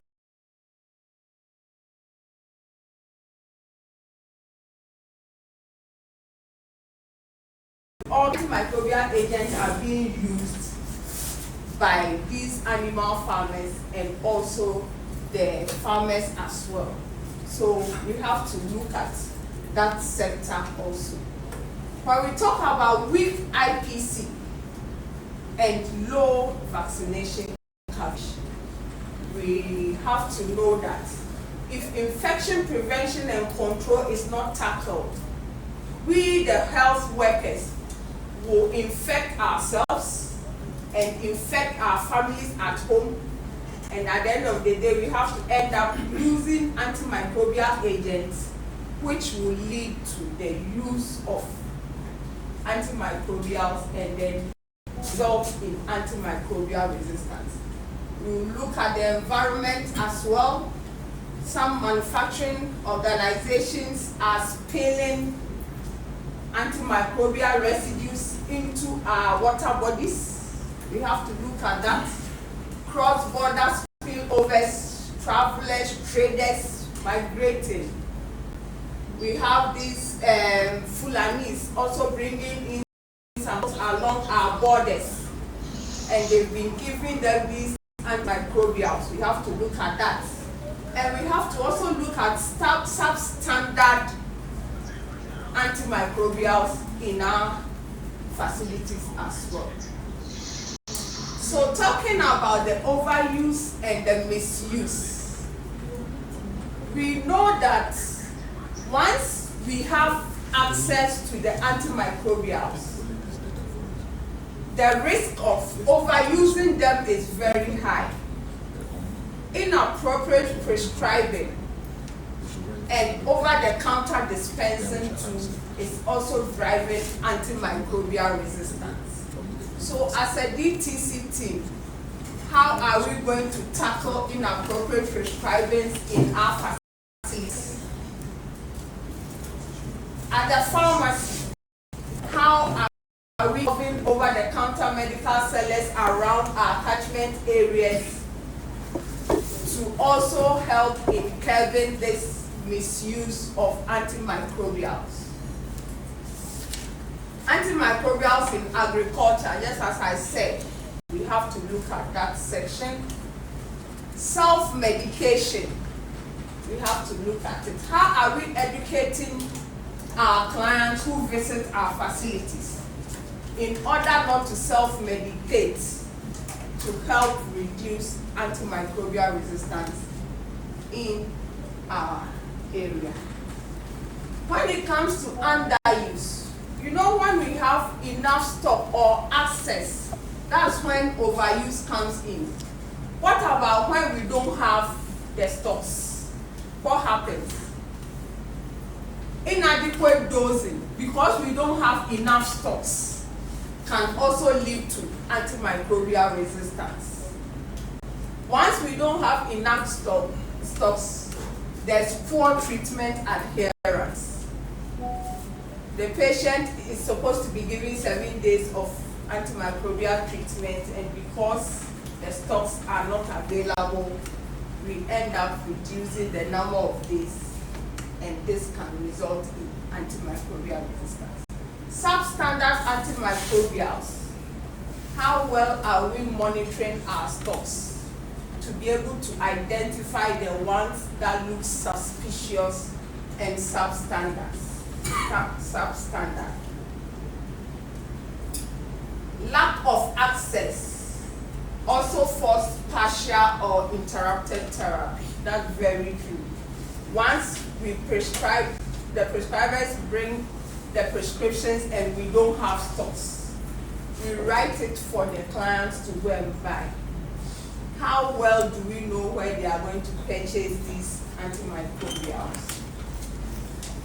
They will go to these over-the-counter medicine sellers and they will be giving any substandard antimicrobial, and this can lead to antimicrobial resistance. The second driver is behavioral and knowledge gaps. Some of our prescribers might not be too well informed about the rate at which they are being prescribed antimicrobials. So how is our DTC team helping to identify this and probably giving back information to the prescriber to alert the prescriber that antimicrobial prescribing by you is going high, and how do we all work around it to resolve it? Patient expectation. Some of our clients come to us and what they will tell you is that for me, for my cough, if I don't take antibiotics, it won't resolve. So we are forced to give them antibiotics, and this can drive antimicrobial resistance. Economic incentives. Some of these reps can come to us. We should try and prescribe and push their antimicrobials, and the incentives are so much attractive that pushes us to also prescribe more of the antimicrobial agents. So we look at weak infection prevention and low vaccination coverage. So limited access to safe water, sanitation and hand hygiene in our facilities can drive infection spread. So as a DTC committee members, we always have to make sure that for sanitation, safe water is available in our facilities to support our antimicrobial resistance activities. Healthcare acquired infections. One of my colleagues made mention that the hospital has become the reservoir of the resistant microbes. How are we going to help resolve this? Low immunization coverages. We all know that if we should encourage immunization of our children or even we the adults, it will prevent us from contracting most of these infectious diseases that makes us end up using antimicrobials. An example is the BCG vaccine that prevents the baby from contracting tuberculosis. And we all know that tuberculosis in treatment, we use a lot of antibiotics.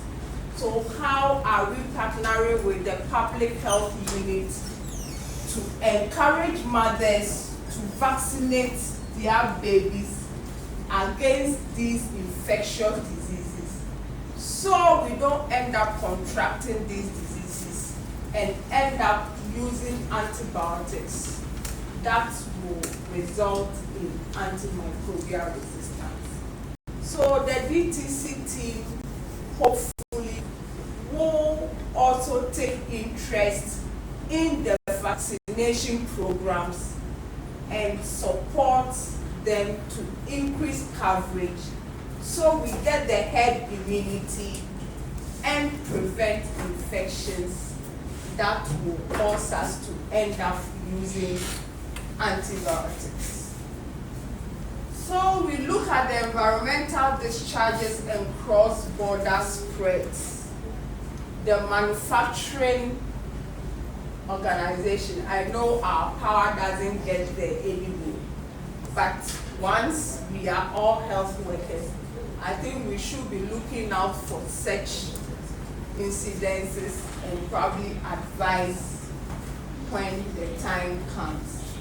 And the healthcare waste that we generate as well.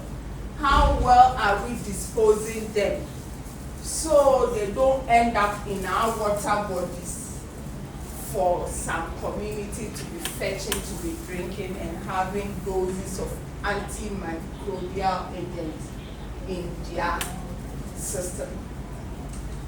Agricultural spillovers. We know we can't do much about it, but we can do better in our own facilities so we don't compound these incidents. International travels and trades, the cross-border movements. We know we can't do much about it, but if our surveillance systems are very strong, we can catch some of these interventions.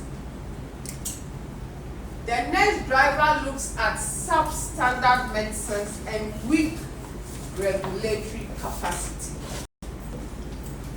We know any of us do not work in the regulatory institutions, but what can we do in our own capacity to curb this menace? WHO in 2006 conducted a study and realized that 90% of our first line antibiotics are resistant. The microbes have grown resistant to our first line antibiotics. So this is telling us that if our first line antibiotics are no more working, it means we have to go in for the second line, third line, the most expensive ones, which most of our clients will not be able to afford, and therefore it might lead to antimicrobial resistance issues. And with the gonorrhea organism too is also growing resistance to the penicillin up to about 98%. So weak antimicrobial stewardship, standard and falsified medicines, and insufficient regulatory capacity also drive antimicrobial resistance. We look at the hospitals as a reservoir of most of these resistant organisms. And how are we as healthcare workers in the facility, the hospital, going to work on resolving this issue? We know that highly susceptible patients are also prone to being given antimicrobials, and at the end of the day, we are not getting the results. Inadequate diagnostic support. We know that sometimes our labs are not really well resourced to encourage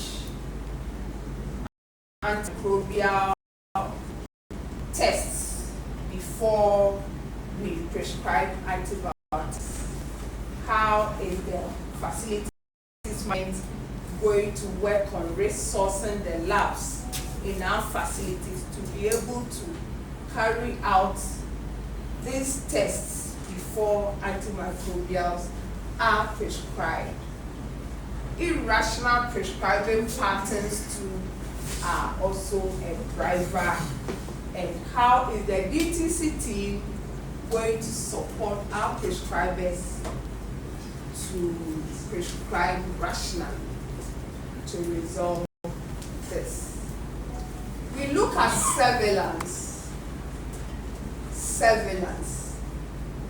How are we supporting surveillance of antimicrobials in our facilities to be able to have data and know how well we could all support in preventing any antimicrobial resistance issues in the facilities?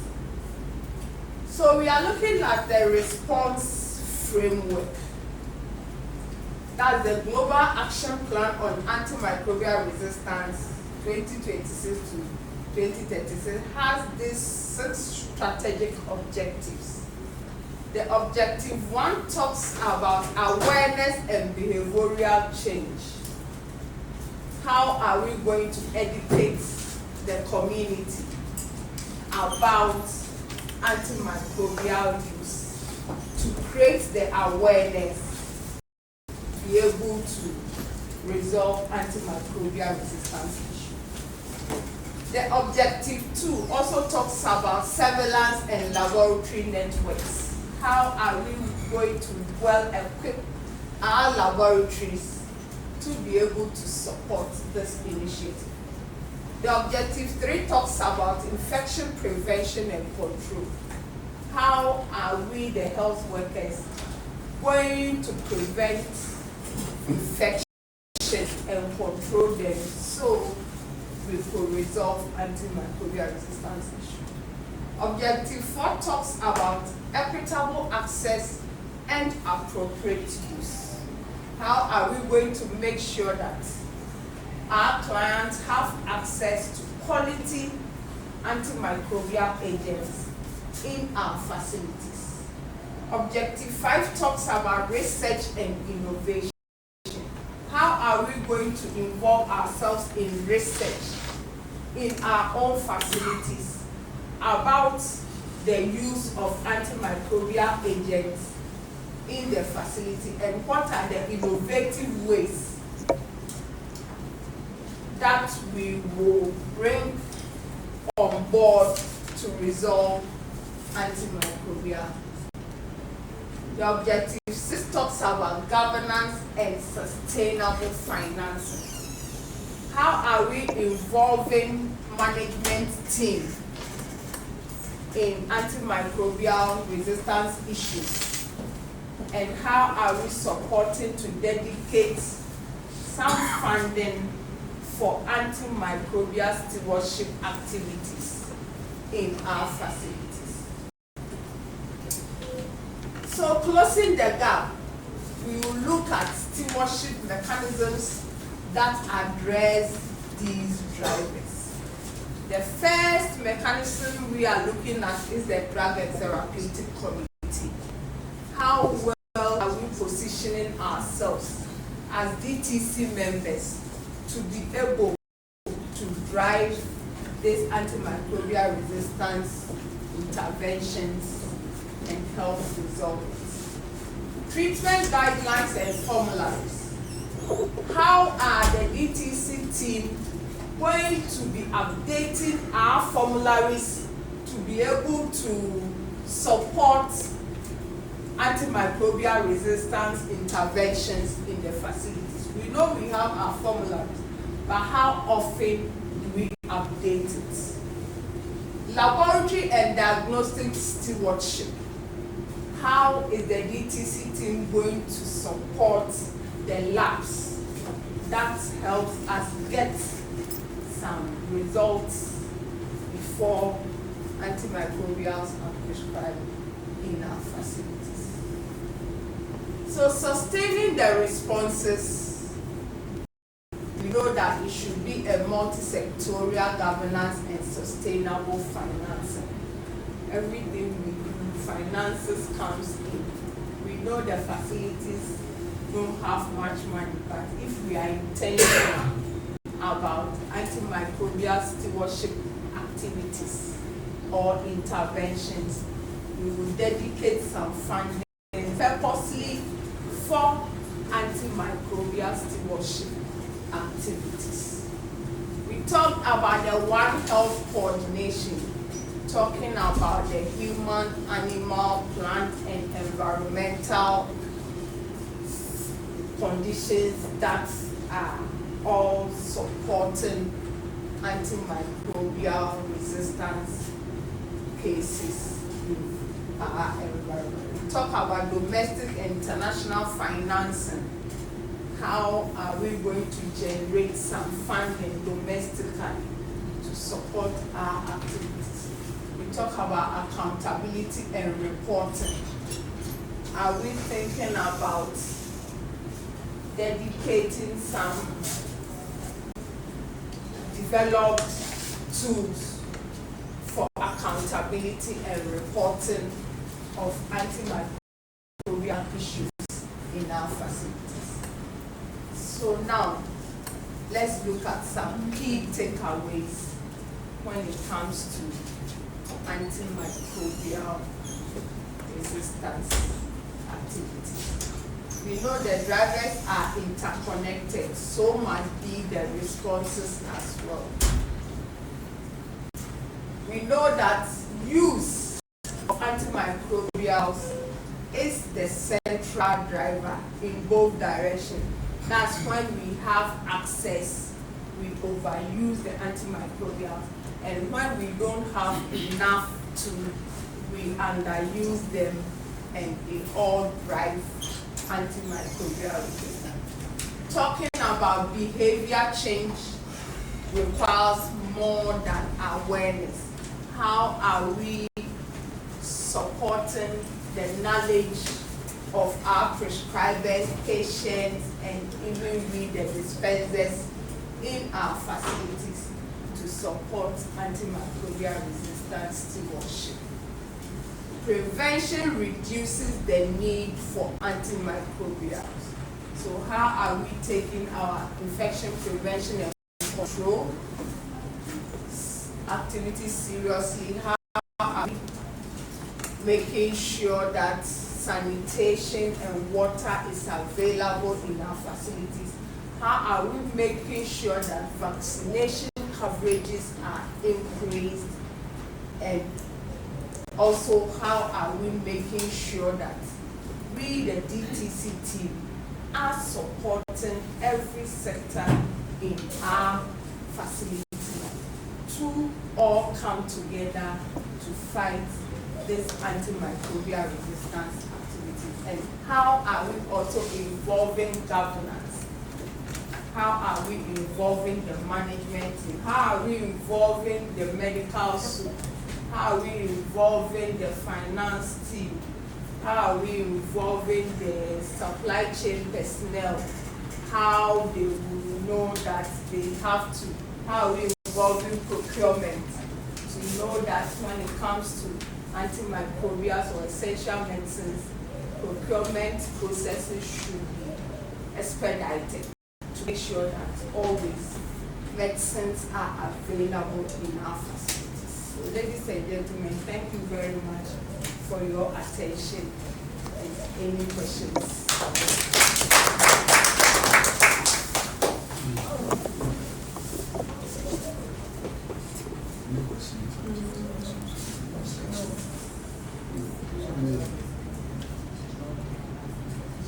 Okay, questions and contributions are all welcome. Okay.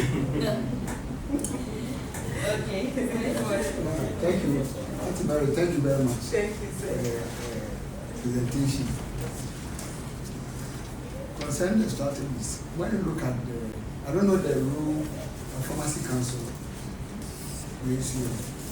So recently I visited a friend, a family who happened to be a counter. So I was just a discussion, informal discussion. So we had a woman. I was asking to Sarah because I saw some of these. She was saying that we said, that's English. And then the other aspect is that when patient comes to university, some even, I don't want to use the word dictates, advise prescribers to prescribe this for them. We say, well, maybe I say, we have the antibiotic and we want to go. They say it. But I say, so some reason, I don't know how we're able to change the behavior and the people to, even people who even know, like myself, I know that they but I was like, I tell them that antibiotic man So this is the issue. This is where we have to educate the patient who has come and needs the antibiotic. You have to educate them about the need not to indulge in too much antibiotic because of antimicrobial resistance.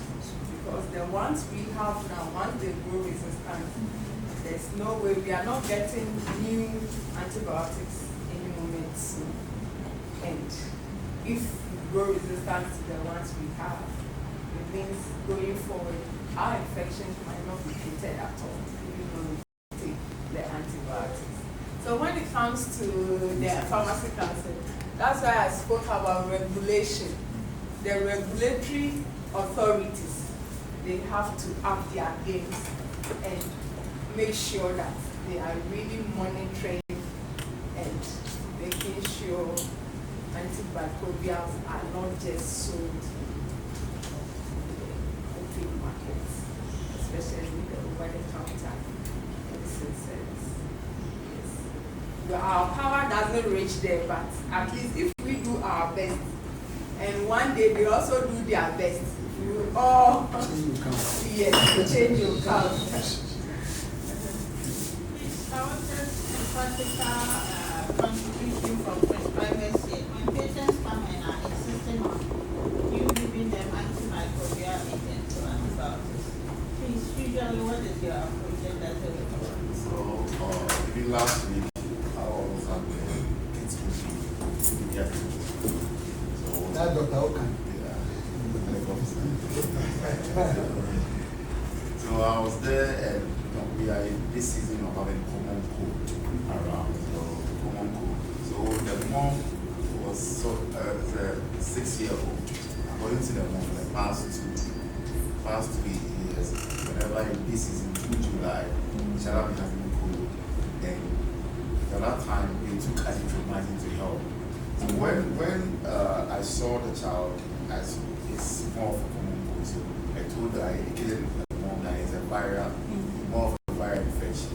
So what we are going to do, we are going to use some nasal drugs. We're going to use our vitamins to help with the immune system so that the body will recover. The mom was, oh, dog, quick deal, we're messing with that deal. So I have to continue to counsel her about that. This, the body will take care of it. The body will get rid of this virus. Even though she wasn't satisfied, I didn't prescribe the antibiotic because she persisted. For me to prescribe the azithromycin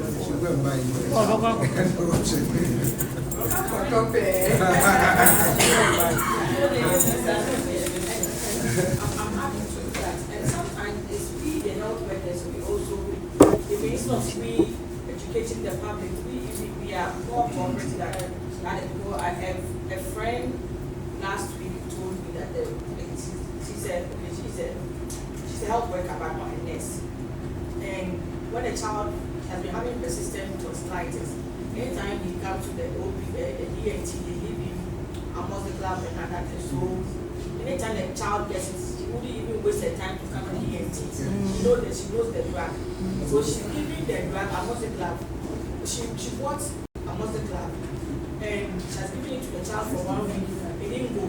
So she went to buy augmented. So in 2 weeks she's giving 2 different different set of the same active ingredients. And I asked her, why did you know, I ain't they go down better. So you know, and the child is building resistance to it. So sometimes it's really they're not workers. We instigate that.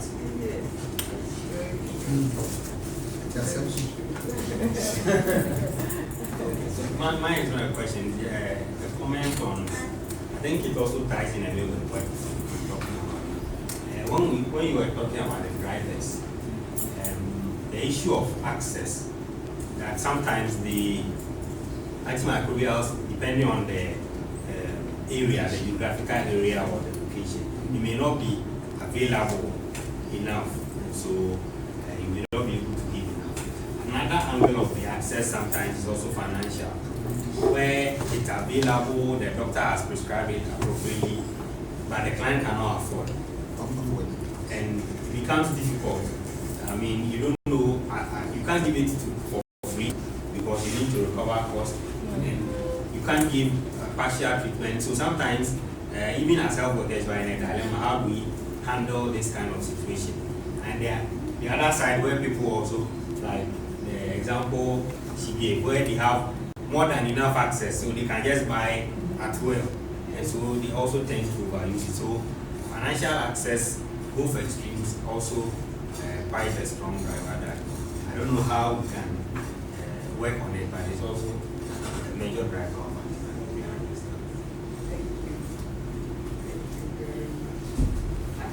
Financial bits, if we are able to get most of them on the NHIS list, it will help.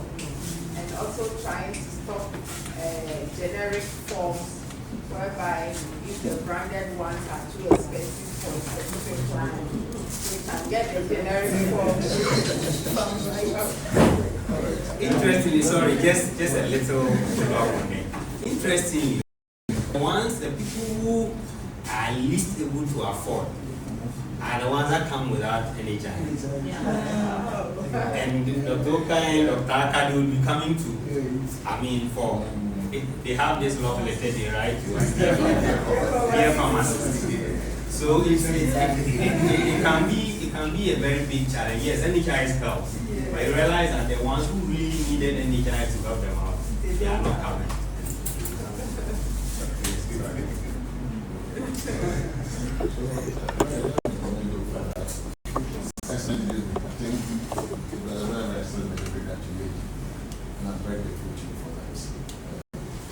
So what I would want to say is that based on the presentation you made, you realize that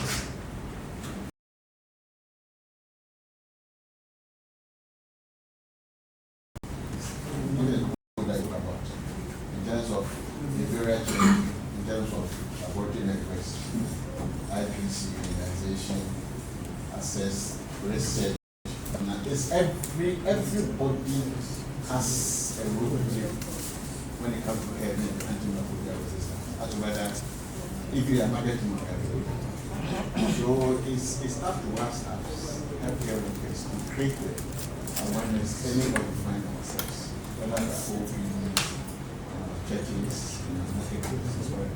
That's the first thing. The second point is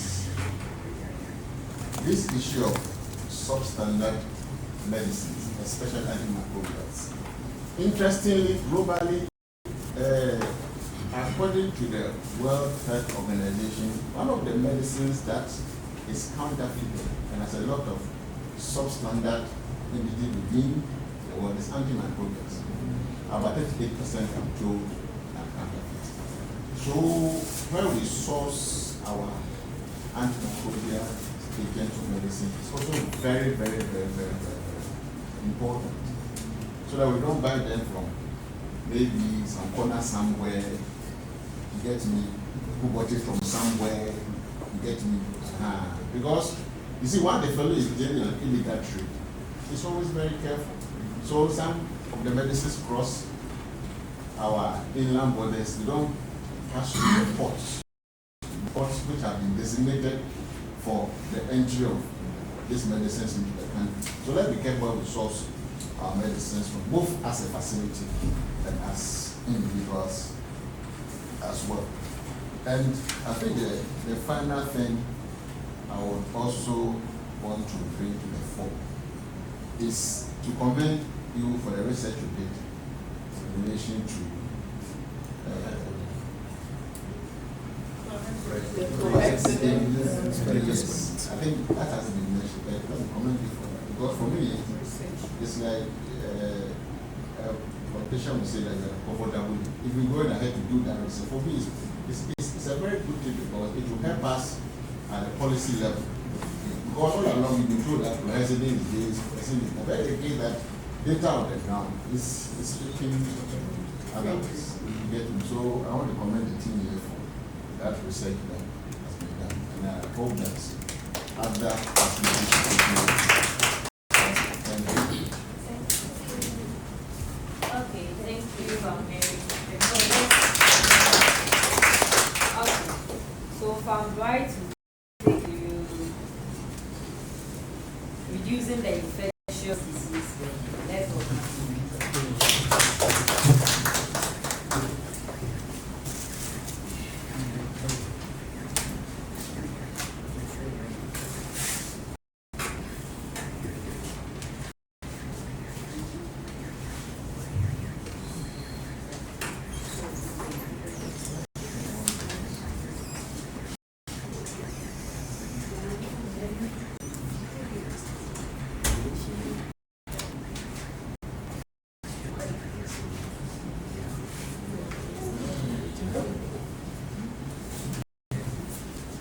Good afternoon, everyone. Good afternoon.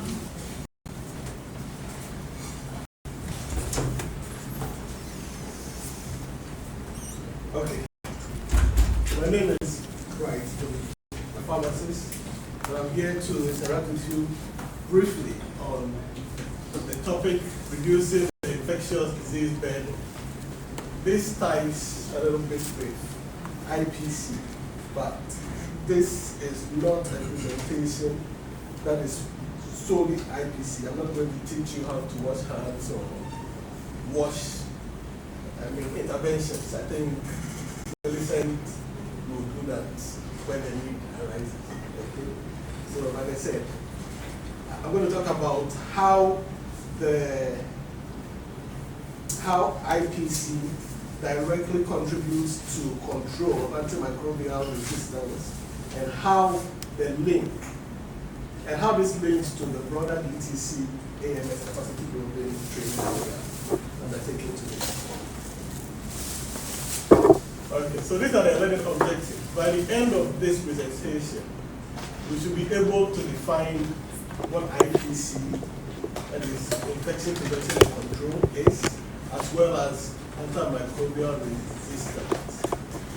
We should also be able to explain the relationship between IPC and AMR. Thirdly, we should describe how IPC interventions reduce antimicrobial use and resistance. Highlight key IPC strategies across sectors.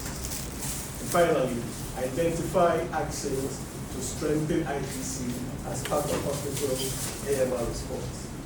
So if nothing at all, by the end of this presentation, we should be able to clearly explain point number 2, that is the relationship between IPC and AMR, and also identify practical actions to strengthen IPC as part of Nsawam Govt Hospital's AMR response.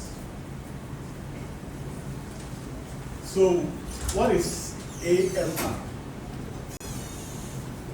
By definition, it occurs when microorganisms, that is bacteria, viruses, fungi, and parasites, no longer respond to antimicrobial medicine. Okay, so in simple terms, it is when microorganisms evolve to resist drugs that once killed them or stopped their growth. And the consequence of AMR is seen everywhere, but they include treatment failures, prolonged hospital stay, or prolonged illnesses, disability, and death. Okay. It also comes with some kind of economic burden on both the health facility and patients. All this makes the topic of IPC very important and paramount for today's discussion. So, looking at the global impact, AMR is now ranked among the leading global public health threats, alongside issues like climate change and pandemics. Okay? It also threatens to undermine progress made in modern medicine, as surgeries, cancer care, and organ transplantation all require some form of antimicrobial treatment after the intervention is enacted. What is infection prevention and control? Okay. It refers to practical, evidence-based practices and measures designed to prevent and reduce the transmission of infections in not only healthcare settings, but also communities, animal health, and the environment. The goal is in two folds. One is to protect people and animals. And with people, I mean patients, healthcare workers, communities, and animals, as I mentioned. And also to reduce the need for antimicrobial use in the first place.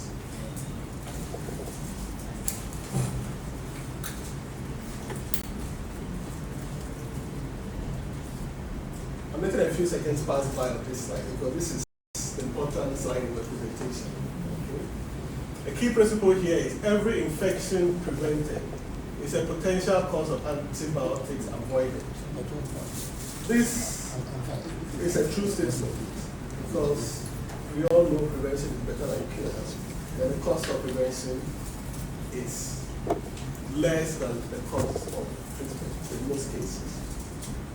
Okay, so we will look at how IPC contributes to AMR control. If preventing, it starts by preventing infections before they occur. Okay, and then when this is done, when infections are prevented, it leads to a reduced transmission of resistant organisms, and thereby leading to decreasing antimicrobial consumption and limiting opportunities for resistant pathogens to emerge and spread.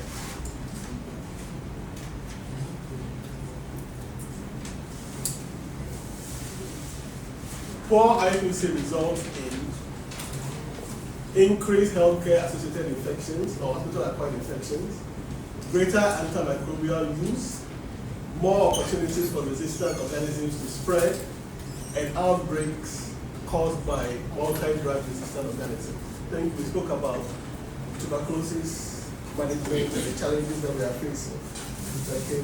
Below shows a vicious cycle of poor IPC control, or when IPC control is weak or poor, it leads to infections that increase, and this infections also leads to more antimicrobial use, which drives more resistance, which in turn make infections harder to treat.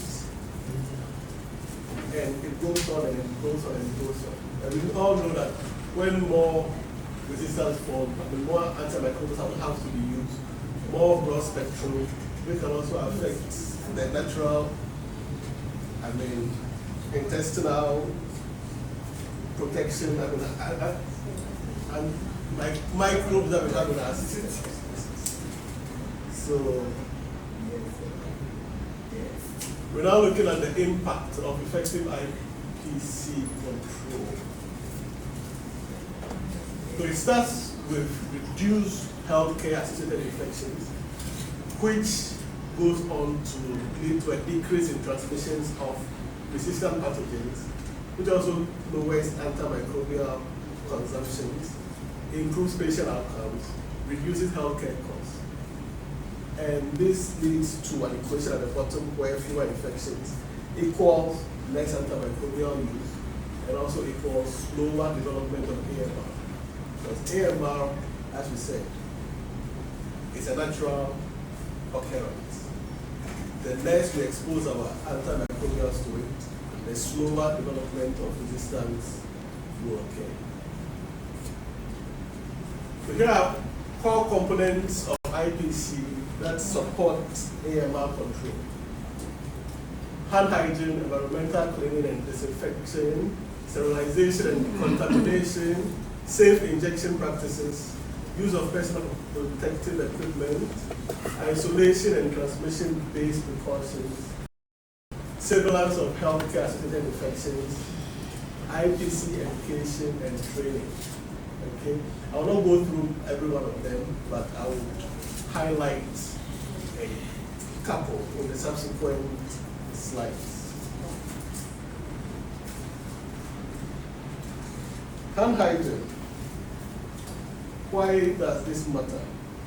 Hand hygiene is the single most effective IPC intervention as it directly interrupts pathogens transmission between the patient and healthcare providers. Okay, this reduces hospital-acquired infections and limits the spread of resistant pathogens. The key message at the bottom says, clean hands saves lives and preserves antibiotics. So these are some common health hospital-acquired infections. And what is of note is most of these infections are caused by resistant organisms, which are very hard to treat. And usually they infect people who have immunocompromised conditions or who are very ill, usually those in the ICU, the elderly or the very young, people at the extremes of ages. This slide shows that IPC and AMS, that's antimicrobial stewardship, are complementary strategies. Okay? IPC prevents infections, reduces transmissions, and lowers demands for antibiotics.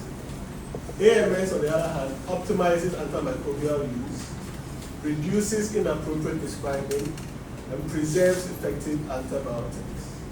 Together, they form the cornerstone of AMR containment.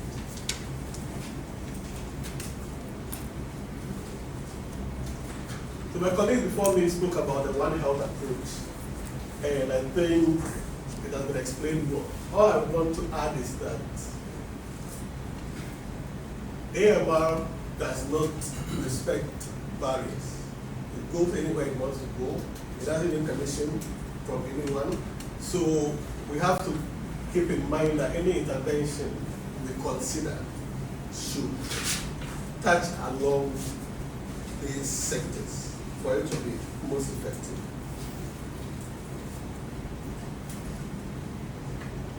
Okay, I said that I wasn't going to train anyone on wash, but I'll just pass a comment here.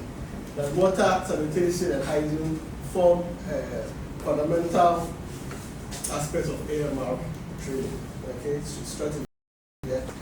And therefore, improved water quality, sanitation systems, and hygienic practices will lead to a reduced rate of infectious diseases burden, reduce antimicrobial consumption, and a reduced spread of resistant organisms.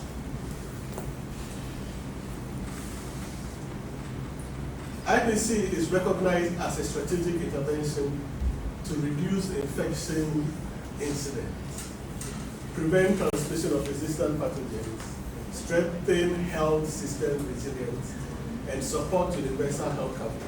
I think we've spoken about this in many languages. By the end of the day, the message is still the same. And the previous colleague also mentioned that IPC is a key pillar for sustainable AMR containment. We'll look at some of the challenges to effective IPC. which basically boils on inadequate infrastructure. There is limited water and sanitation facilities, insufficient IPC supplies, workforce shortages, transfers in, transfers out, traveling from greater pasture, all those things. Weak surveillance systems, poor compliance with IPC guidelines, and inadequate funding.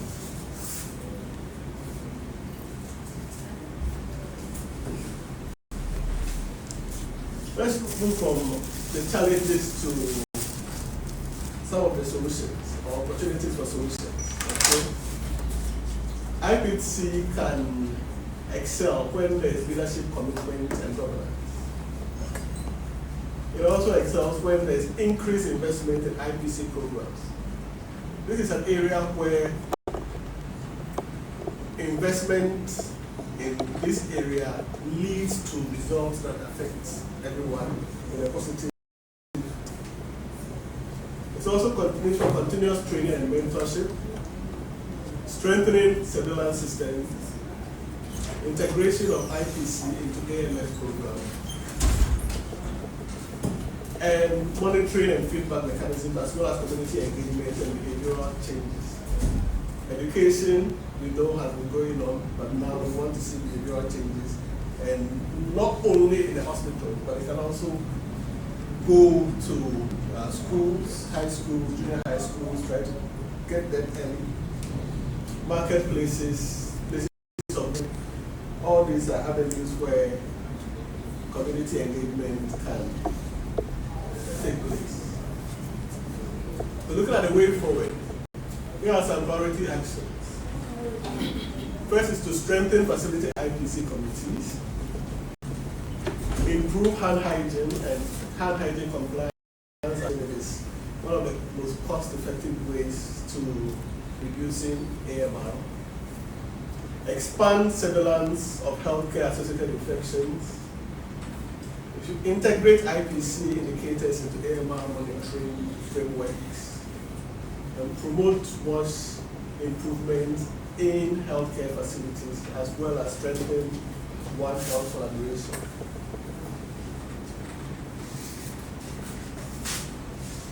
So I'll summarize my whole presentation on this slide with the key messages here.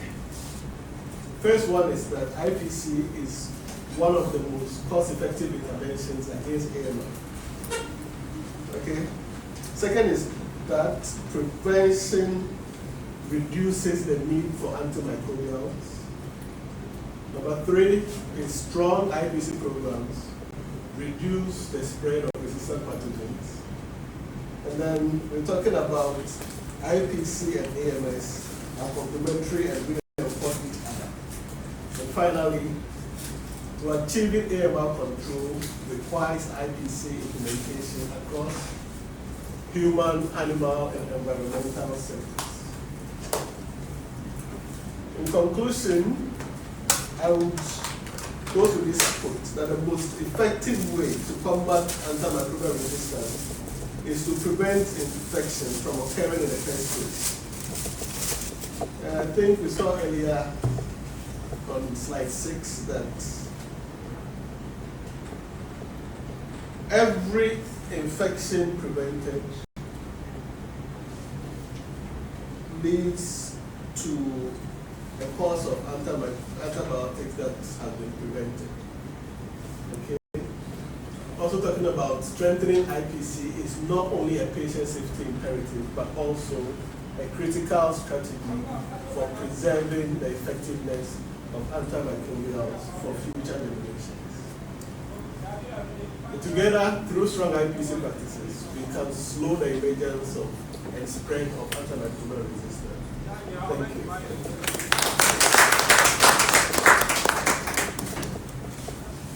Any questions, suggestions, explanations, etc.?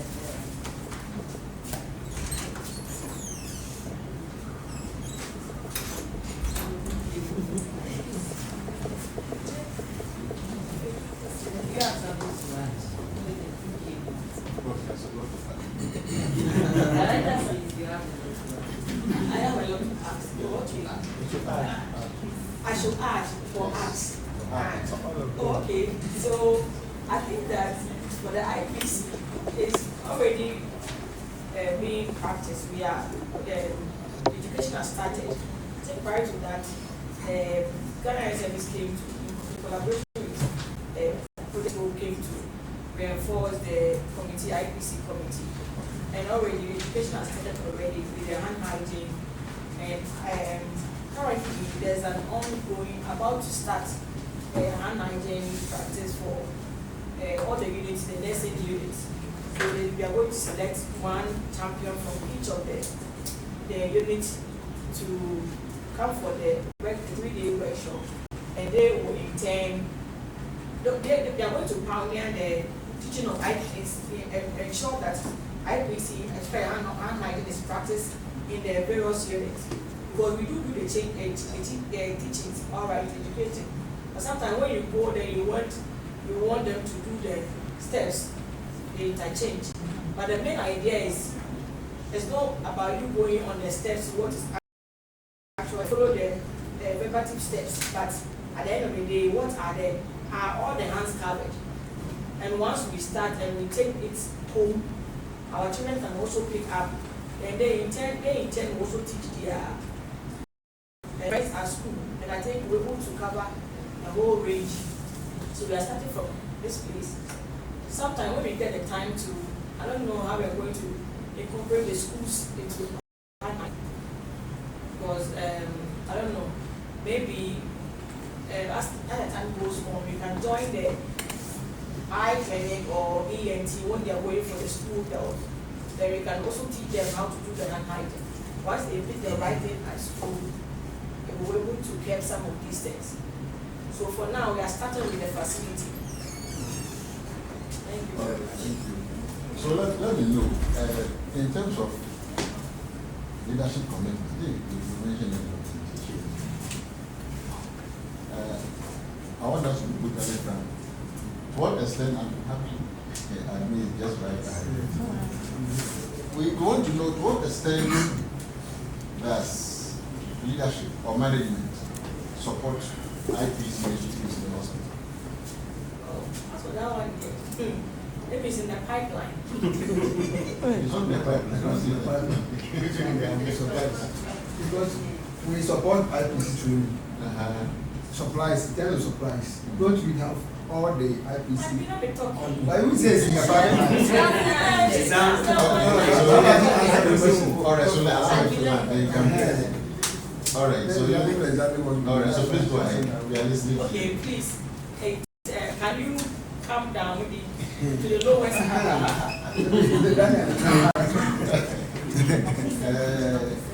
Yeah, so what I mean is that to what extent does management support IPC initiatives or programs in the hospital?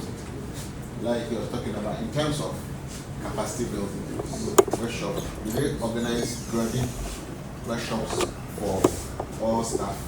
Do they make provision for water, all the logistics required? In terms of what do you call it? Logistics. Liquid soap, hand washing materials, liquid soap, parasol, are those things made available? All right. Okay, so if I want to rate, then I would say 60%. 60%. Yes. Okay. All right. All right. See, we want to be fine with ourselves. Yes, I'll be fine. All right. Okay. So, Brian, thank you for that presentation. Like you rightly said, this is not meant to teach us IPC. It's only meant to emphasize on the relevance of IPC when it comes to patients. And like Florence Nightingale once said, so that the first and foremost requirement of every healthcare institution is that it should do the patient no harm. It shouldn't be that people come to the hospital and they go back with infections. I recall an experience I had back in Akimoda. I was on line from 1998 to 2004. And interestingly, there was this patient on the ward. It's called Ex-Elephant from the Roman Sukuman area. I got to know him when I was sending prescriptions at the OPD level. Okay. This guy had typhoid perforation, then was admitted. Then a very good second at a Cuban from Cuban from Cuba. He did operation nicely. How do you call it? Call it anastomosis and recession or something. Nicely done. This boy is so poor that they couldn't afford to buy the necessary antibiotics at that time. The hospital ideally was supported in terms of, like they looked at that they were easy. So it's not new, it's been there since then. Interestingly, we also had no antibiotics. We ran out of those key antibiotics. We were combining 3 for some conditions. So combine ampicillin, metronidazole, and then gentamicin. This therapy. Ampicillin will take care of maybe gram-negative, some gram-positive. Gentamicin will take care of maybe mostly the gram-negative. Then Friday will take care of the anaerobic. Okay, that was the spectrum. To cover the entire spectrum. I thought I was going to gentamicin that only ampicillin, nothing metronidazole. All right. So this gentleman was there, were supplying the ampicillin and the Michael, and the gentleman wasn't available. So one time we went on ward rounds, and that was the first time I saw him. This gentleman was lying down. He was looking as fair as you, and right, very fair, lying down. You could see the intestines. And after the surgery was done, because of whatever, the thing had broken down, you could see the momentum, the intestine, everything greenish. Greenish. And the guy was lying down. So one Dr. Nat, he's at Marital Hospital. Did a Cuban surgeon. You see the guy who is lying down. He's suffering from pseudomonas infection, super infection. How the first time I'm going to tell you some of the things that goes on or behind the scene. How the first time I want to look like. So I went to read and I was like, oh, so that greenish thing that was occurring, the guy's infection was due to pseudomonas infection. The long and short was that the guy didn't die. So don't worry. The guy didn't die. Luckily at the point we went to the medical store, then got the demise and began to administrate it.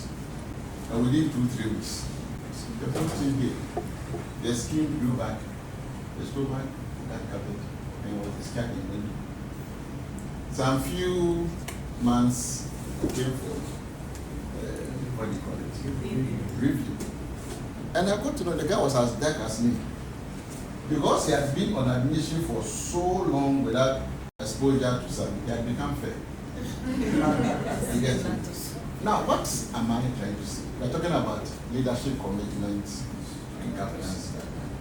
But sometimes there comes a point where maybe the strength of the hospital is unable to take care of the patient.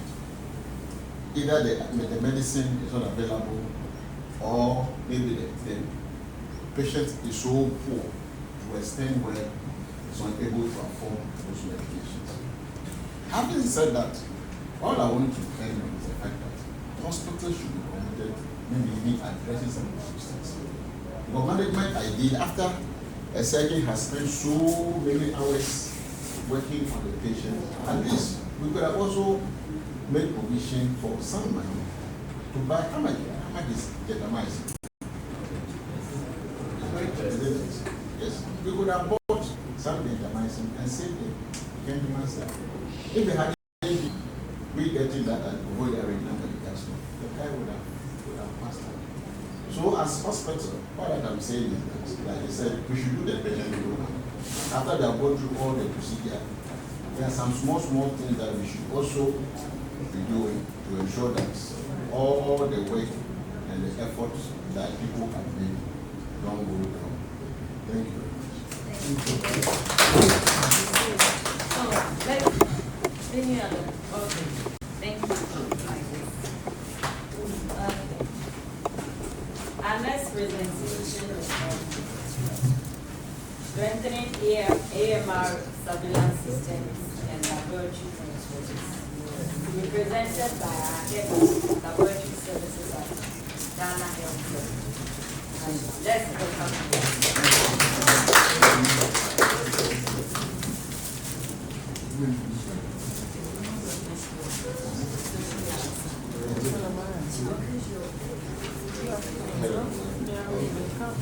All right, so maybe let me introduce the next presenter, more reverence.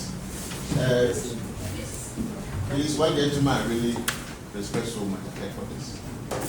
He's very simple, he's down to earth, and he's very, very, very knowledgeable as well. Yesterday, when I got to know that he was joining us, I told him, Dr. Knows, the team is already complete. Without our spider, go ahead and do it. Is when it comes to issues of laboratory networks, laboratory surveillance, he's really a consultant.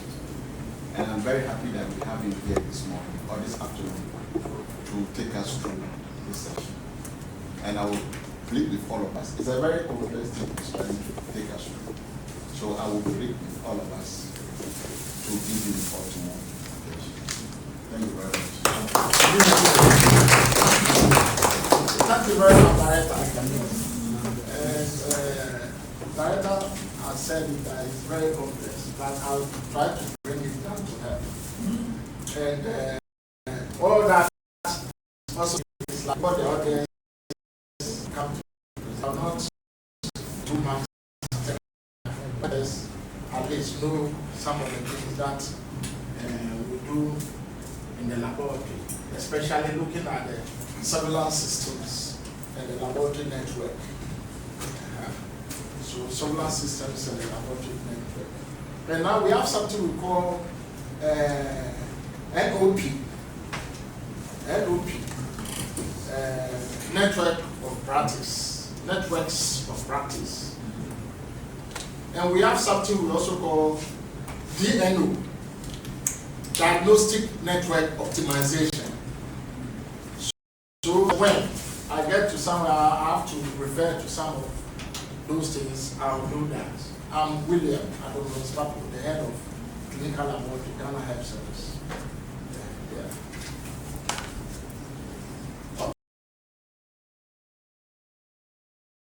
Case should be made clear. But when we want to look at surveillance, for instance, we can see that an epidemiologist called John M. Last describes surveillance in this way as the continuous systematic watching over a health problem.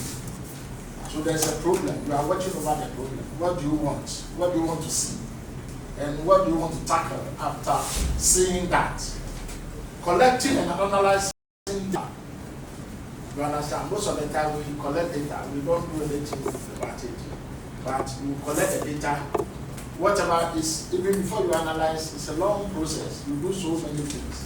Then you come to the analysis on an ongoing basis, then feeding the findings back into back in time to act to the people who can prevent or control it. So now when you get the data, what you want, you have gotten it, and so what? But you have to be able to transmit or disseminate to those who will act on it appropriately. So 4 elements that distinguish surveillance from one-off survey. You know, sometimes we just do a survey, then that's all. But surveillance is different.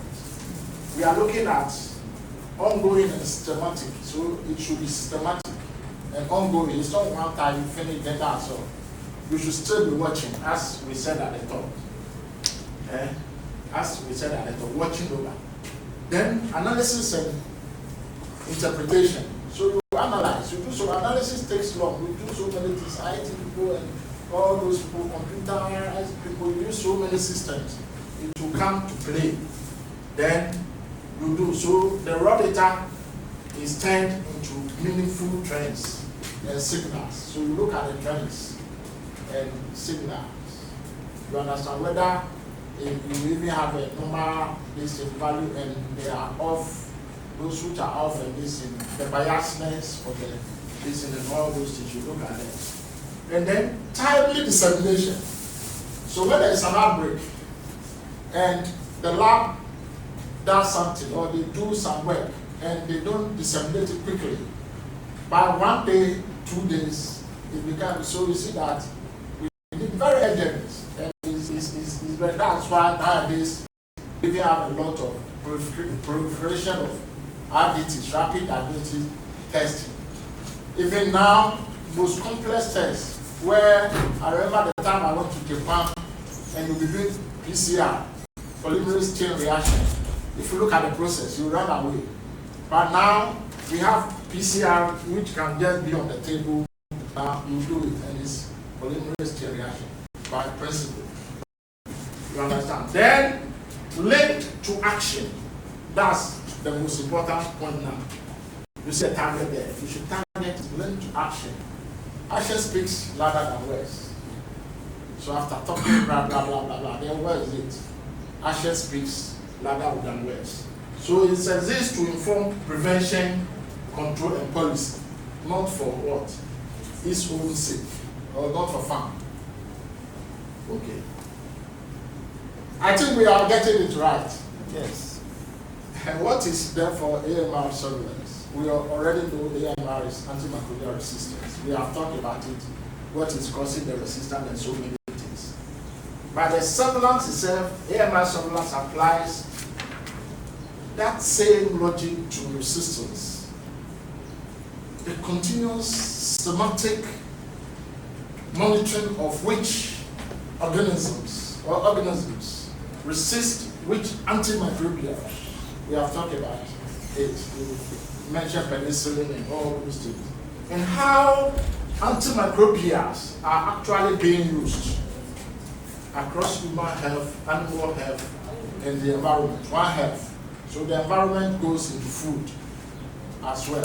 So now, most of the interventions we are doing, as I'm talking to you now today, my people have started working on some policy documents, and it's one health. So we invite animal veterinary, we invite Center for Scientific and Industrial, or Council for Scientific and Industrial Jet, CSIR, we invite them, environment, EPA, and all those things. The environment is big.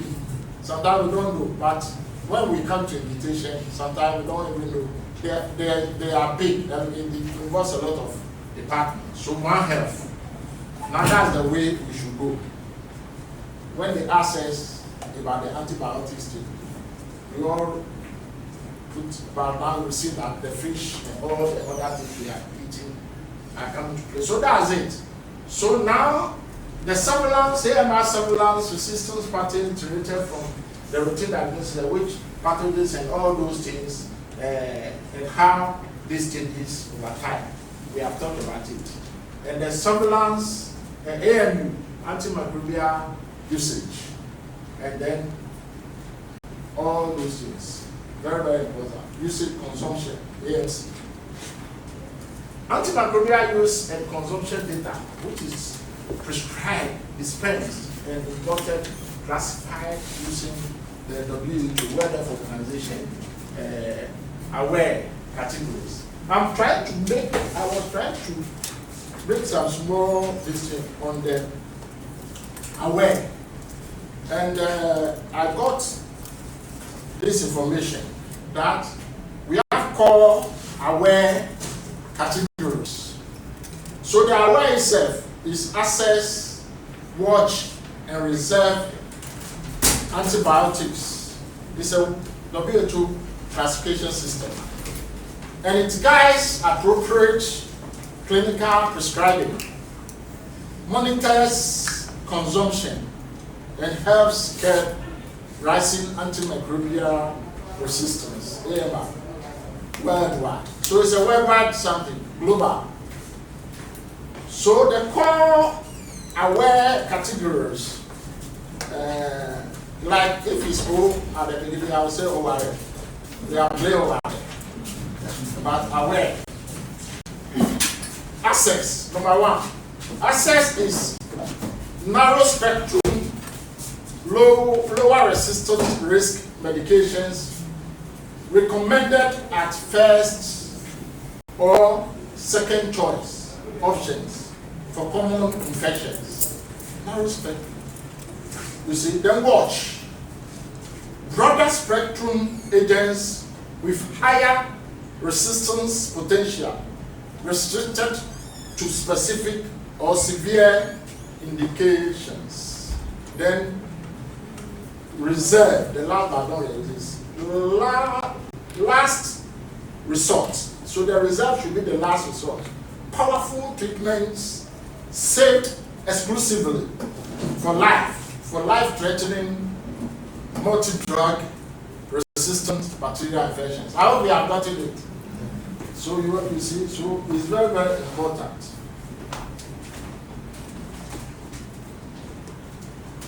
So what is the relevance of AMR surveillance? We have early warning there, guides treatment guidelines, track strains over time, evaluates interventions, informs policy and resourcing, and meets global commitments. I think we are clear of all these things, and we can see our friend here supports reporting to GLASS, WHO, World Health Organization, AFRO, the African region, and IHR obligations. GLASS. I got something also small on GLASS. And it is the Global Antimicrobial Resistance and Use Surveillance System. That's the GLASS. Global Antimicrobial Resistance and Use Surveillance System. We report to GLASS, but people report to GLASS. They ask of UNET, and we have the GLASS also. And we have people championing it, Professor Opintan, Jaffet, and other people. I work with them and all those people. And Kuma and other people. And now we have a platform on that, and the director is part of it. And sometimes we have trainings on it. So, the Global Antimicrobial Resistance and Use Surveillance System, launched by World Health Organization. Can we guess the year they launched it? And far back in 2015. 2015. Far back. It is the first global system to standardize and collect official national data on how drug resistance and antimicrobial consumption behave in humans. The first. And it focuses on resistant patterns in common bacteria like E. coli, Staphylococcus aureus. It focuses on those common bacteria. That's the GLASS. I remember I was in Sweden with Professor Pinter on the GLASS workshop, and we made a very good presentation that time, and they applauded our presentation. Okay, so the surveillance policy action cycle. So starting from the top, we collect the specimens and AMU data routinely, analyze. It's like what we disseminate, then policy, and then act, and then monitor impact, and then it's a continuous. And we all know the PD what? PD, is it PD? Yes. Yes, it's like that. So you act, then it continues. So you watch. It's not a one-time thing. It continues. So the WHO GLASS, Global Antimicrobial Resistance and Use Surveillance System, as said. Okay, receiving a launch with the GLASS provides a standard algorithm. So that's it. So we have the number 1, AMR module, 2, AMC module, the consumption, the resistance, the consumption, the standardized methods, and global reports. So all things, if you go, when you get the presentations, you click, you go about, but that is simple. So GLASS priority pathogens and infection types. I mentioned E. coli, Escherichia coli. So now we have the pathogen infection specimen type. Which specimen type do we use? Which specimen type do we bring to the lab? And the key resistance tract. The key resistance tract. But I want us to be very, very aware that in the laboratory, one of the quality assurance or quality statements that we have is that your sample is as good as the test. The sample is a quality statement. So when you bring the wrong sample, then you won't get the right results. That's why sometimes certain samples you even have to track when there's a fever in the evening sometimes and other days. Otherwise you won't get what you want. So if we look at this side, the specimen is very important. For E. coli, bloodstream infection, urinary tract infection, so you know what to collect. You have mentioned blood, we have mentioned urine. Then the key resistance tract, third generation cephalosporins, and all those that we mentioned. Those are the medications and other listings and all those things. And then Klebsiella pneumonia and all those things. Acinetobacter, Staphylococcus aureus, and all. Okay, so that's it. Then the medications, resistance tract are there. So we have to make sure we have to be very careful. When they ask us how many antibiotics are we manufacturing or being manufacturing for so many years, we are still using the same thing. So when I was in school in microbiology, far back 1989, and all these things, it's the same thing. We are mentioning amikacin and all those things, and people are abusing the now the musicrowd and all those things, amoxicillin, carbonic acid and all those. So Ghana is a surveillance landscape. So the National Public Health Reference Laboratory. Okay, so what I will do to make it simple and to make it interesting is that, as I mentioned, network of practice, network optimization, diagnostic network optimization. There is no way all our different levels can do the same test or the higher test. So if we start from the sub districts, maybe that's the bigger portion of the pyramid. We have more people do the sub districts. So the pyramid is then it goes this thing. There's no way. So now we are talking about chiefs plus and other those things. Now we have all those things we can't do. So now we have something we call spokes and ups. Spokes and up. So the spokes now is like a tie. So the spokes will collect the sample because they don't have the capacity to work on those in laboratory investigations. So they will get the samples and then send it to the next level, the hub, where they have. So within even the district, we can have one maybe district hospital or something which you can put some gene expert and other complicated things there as a hub. Then the others will send, and the way of now sending the reports urgently to the people. So we have the levels, and the reference labs are the highest level. The reference laboratories. So we have the reference lab, we have the Nguchi Memorial Institute, the research labs. For research, we do them in the Ghana Health Service, and most of them are doing their research. But when we have the Navrungu, we have the Kintampo, and we have the Dodowa. We work with them, all of them, when it comes to this, and especially the Nguchi. We work with them. Then our National Public Health Reference Laboratory also is there. There are certain few cases we send outside.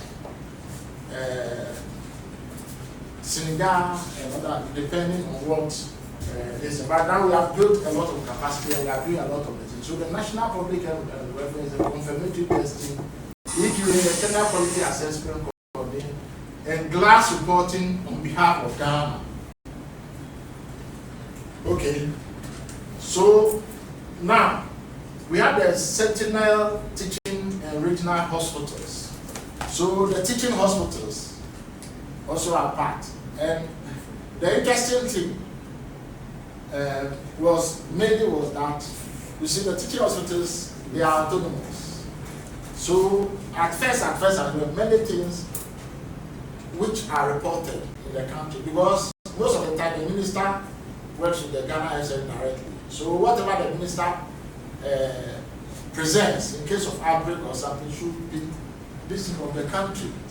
You understand? So the interesting thing now they report into most of our data systems.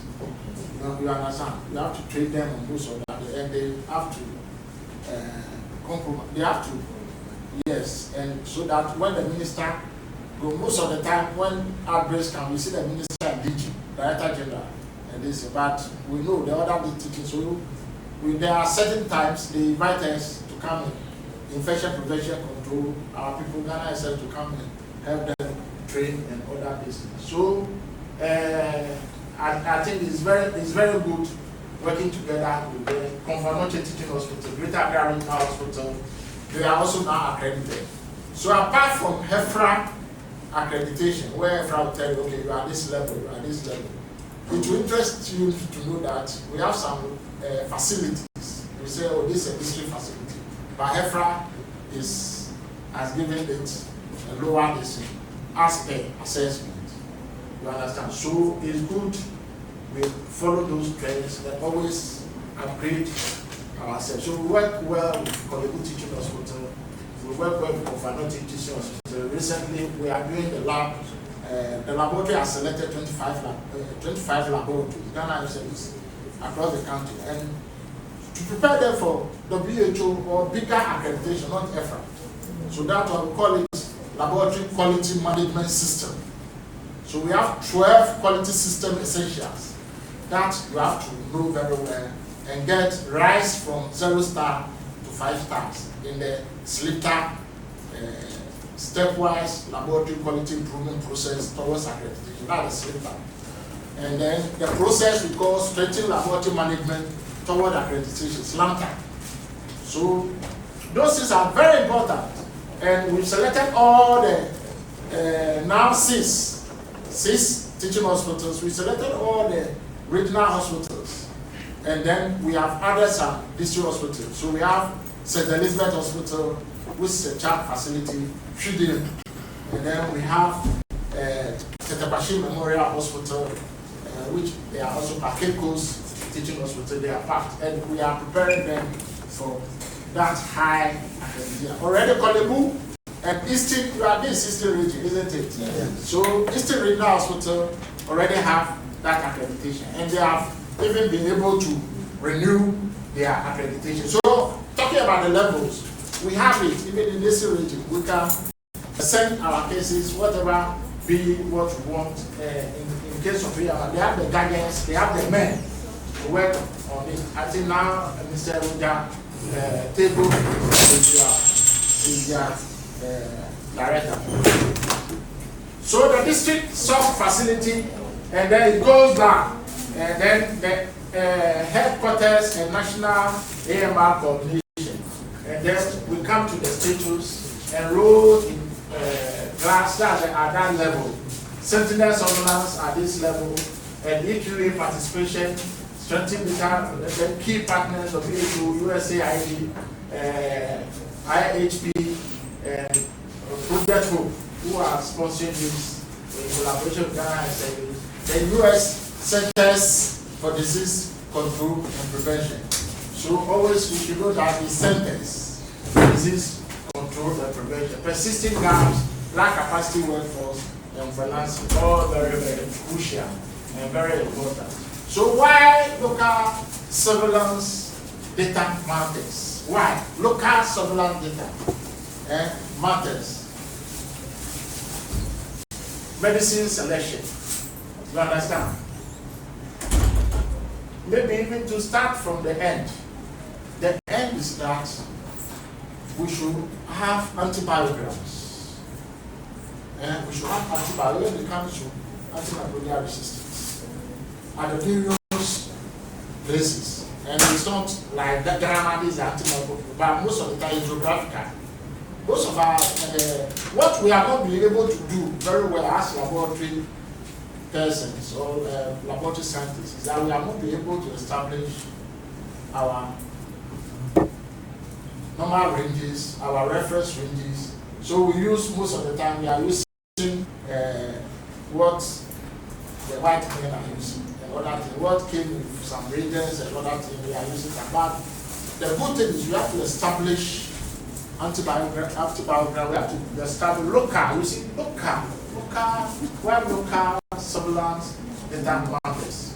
Yes, so we should translate our now we enjoy more local food, isn't it? Yeah. The kukunte, the fufu, and the akwe, and banataji, and all those things. So we should localize when it comes to health. So we should try to localize most of it. I think that explains the whole slide. Medicine selection, treatment guidelines. We have the standard treatment guidelines, all locally, and then stewardship. Targets AMS interventions where resistance is rising. So stewardship. Targets and then justifies restriction of watch, reserve agents, you see, aware.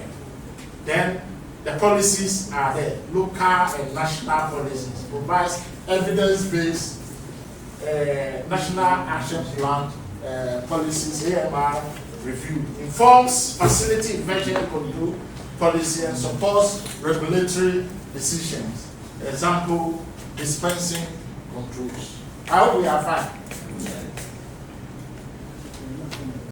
So now, surveillance only matters if it acts. Action speaks what?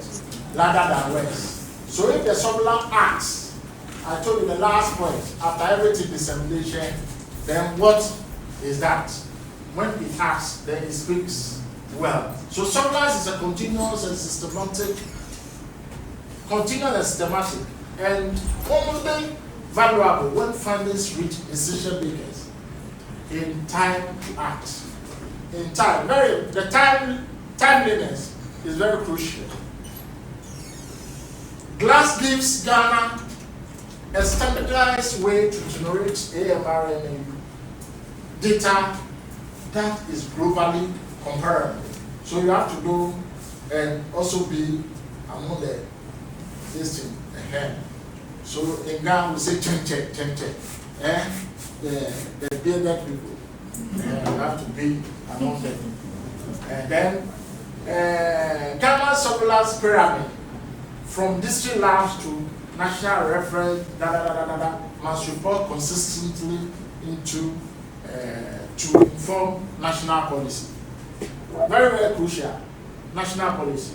And local data should directly shape medicine selection, treatment guidelines, stewardship, and AMR policy, closing the loop from what? Bench to practice. You see, from bench to practice. Very important. So this slide is very important. So on this note, I want to thank you for listening. So this is the first presentation. So the next presentation, please. So with this, the next presentation is short. So all that I've said here, when I see it, I'll cut it, and I'm sure I'll do the next presentation within 10 minutes. Okay.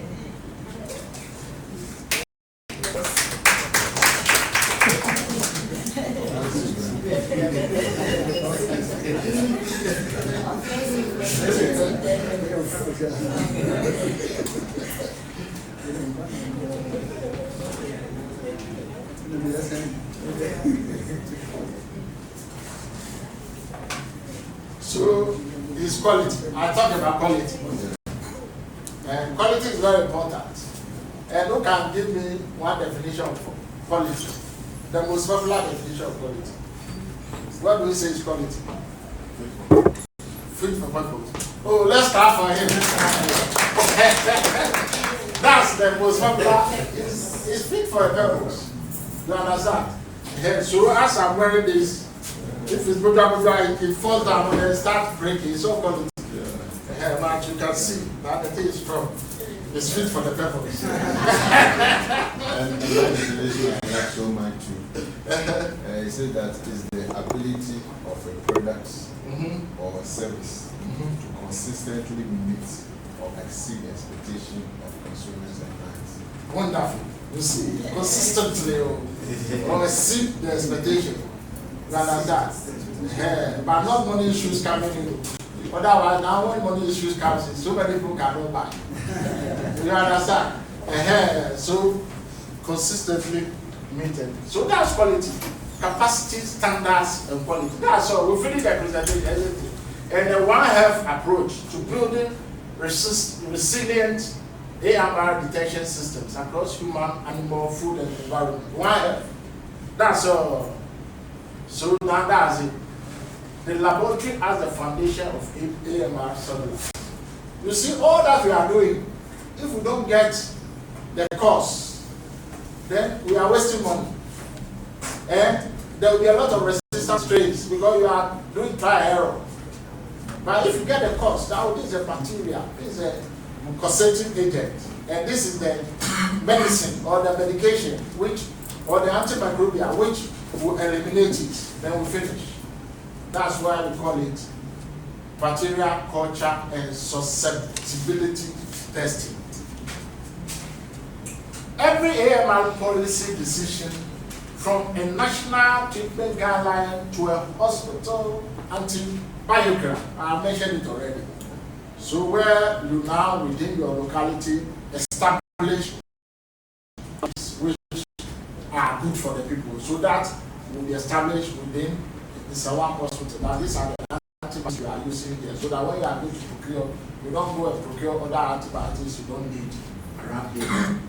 You understand? Rest on data generated at the bench without quality assured laboratory testing, some guesswork, as I said. So the laboratory also is not just testing, then you bring the result, then that's what you do not. The laboratory testing should be quality assured. And maybe I'll cut all this. We have specimen collection, we have laboratory testing, we have surveillance, and we have policy. So the specimen collection and laboratory testing in the lab to do testing from beginning to the end, we have three main steps: pre-analytic, analytic, and post-analytic. You understand? So when we say pre-analytic, then you see, because we said the sample is as good as the result. So now if pre-analytic, you don't do it well, that's where you do and find out what is wrong with the patient, and then you say, oh, tomorrow morning, go to the laboratory, don't eat. They will take your blood or that's something. They want to do fasting blood sugar. You see, it starts from the doctor, from the medical officer, from the clinician. You as that instruction starts from, so pre-analytic starts from the clinician. So that the clinician, before you even come to the lab, he has given you some this is how to go about it. Otherwise, you get to the lab, you are eating, and the lab will say that, oh, please, you can't do the test, you come tomorrow. Before the lab will give you the instructions. So please, it is very important. That's why now, when we are our quality assured labs, when I say quality assured, the lab go to quality management system. They all have their laboratory policies, they have their laboratory handbooks, they have their quality manuals, they have all those things. And it's ISO 15189. ISO 15189. So, pre-analytic, very important. Then, analytic, before you examine, you have to check your machines.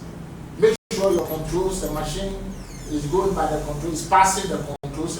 Then post-analytic, the recording of the results and giving out the results. Now we are using IT systems and lab information system and all that. All those things should be checked and should be fit for purpose. Then surveillance data reported to GLASS via national system, and then the policy guidelines, aware stewardship, the DTC, decisions are well taken, after getting everything well, then we are on track. So it says, so a weak link anywhere in the chain, in this chain, poor sampling, unreliable AST, delayed reporting breaks the evidence base for the entire AMR response. So what do? We have to build sustainable detection systems. One health approach, human health, veterinary, food chain, environment. We have already said a shared coordination platform, common data standards, and joint reporting connect all four human, veterinary, food, and environment, connect all four sectors into one surveillance system. Capacity domains for the functional AMR is so human resource, very important. Trained, certified laboratory workforce with defined career and succession pathways. That's why we always make sure our personnel are very qualified for the purpose. Reagent and consumable supplies, very important. Forecasting and uninterrupted supply of culture media, AST discs and extraction keys, very important. Then specimen processing, correct collection, transportation, registration, and processing protocols, very important. Then microbial identification, now the accurate pathogen identification via culture, biochemical,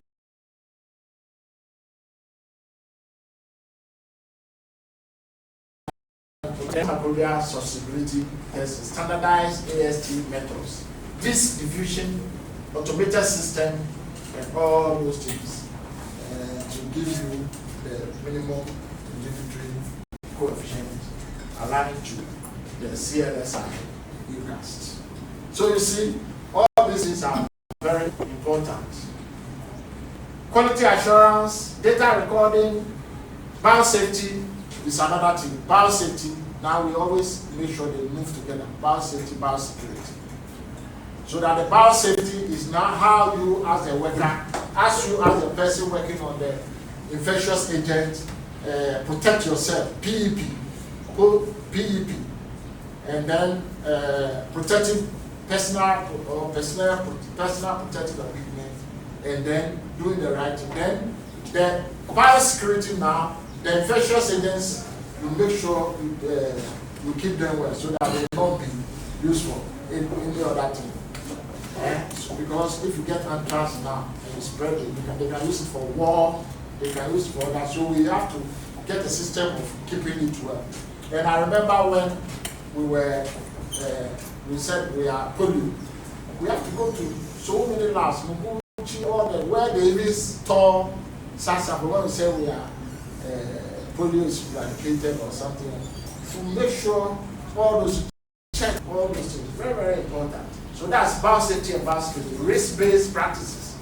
PPE is biosafety cabinets and what are they? Then digital innovation, information technology. Now that's the lab information system. Now we have even modified it to integrated national lab information system. We call INLIS. So we have funding to work on the INLIS by the close of December. We have a global fund to do it. If we don't do it, then that funding will go away. So we are already working on it. The committee has been formed already, and we are working on it. Data set for AMR reporting. Structured, standardized data set, feeding glass, DIMS2, and national repositories. So the architecture we have gone through already. The data flow to glass, how it is at the facility level, it goes on, then feeds National Action Plan AMR review and DTC stewardship decisions. Priority pathogens and infection types. So now, what are the priority? Laboratory testing should be prioritized around WHO bacterial priority pathogens and infection symptoms that drive antimicrobial use in Ghanaian facilities. So it's like what we have said. So it's critical, high, medium. We will give all those things. We have example of organisms for that, and the resistance, the E. coli and DEMS, and then the common infection types. And then, so we look at the organism here, E. coli,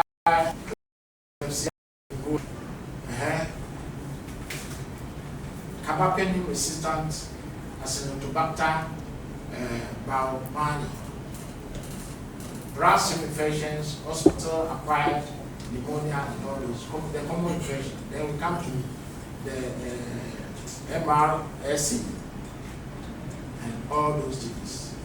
That's high. So the critical is what, the red is what is very dangerous, what we should look out for. The red is very, then the high, then the medium.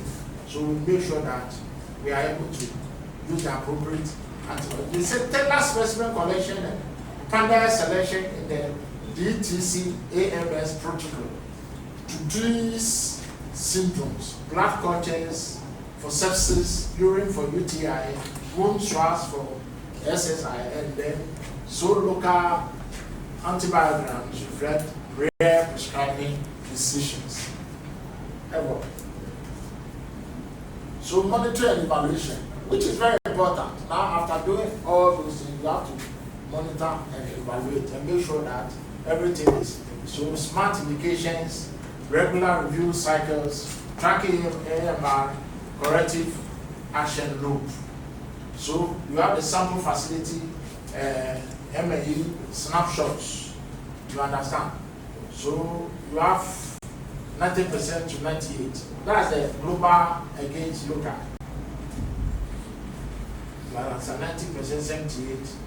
Equal participation, quarterly, we are doing well. Target, we are getting 100%. Then black culture contamination rate 6.2. Target more than 3%. Less than 3%. The contamination rate should be less. So the 6.2, we are high. We have a lot of contamination rate. Then isolates reporting to glass, 95%, we are 84. So we still have, there's more room for improvement. So we have to make conscious efforts to work hard. IHP, yes, more money, More support. more support. And that is good for you, isn't it? Okay, so I'm getting treatment guidelines. We look at this, all those things should be done. Generally look at data, analyze resistant trends, revise STD formula, disseminate and train and measure impact. That's all. So this cycle is continuous. Surveillance data should be reviewed by the DTC, the Drug Therapeutic Committee, at fixed intervals, not only when a crisis prompts review. So we should make conscious efforts to be maintaining and looking at surveillance data and reviewing it, not waiting for the dead end. So strong. So the key takeaways. This is the last slide. So the key takeaways is that strong, integrated labs, laboratories. So labs is the same as laboratory. It's not a short form. So the dictionary will tell you that they are interchangeable. Sometimes when people write labs, people think it's laboratories, it's labs. Sound stewardship. So the laboratory is the evidence-based and resistance crosses sectors. So detection must integrate human, animal, food, and environment data. You have to work with them. 10 capacity domains, from workforce to digital tools to AMR data sets, must be built together. IHP giving more support. A gap in any one weakens the whole system. The World Cup has given America more money.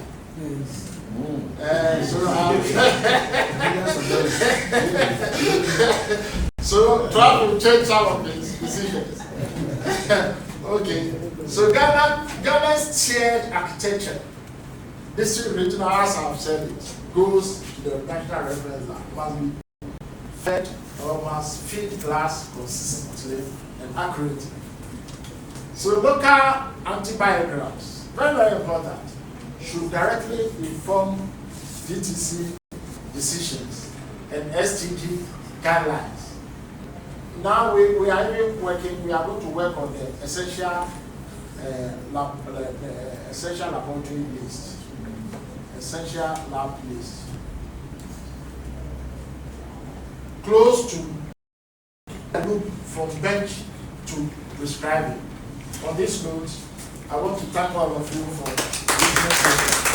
So if you have any questions or further discussions, we can do that. Any questions?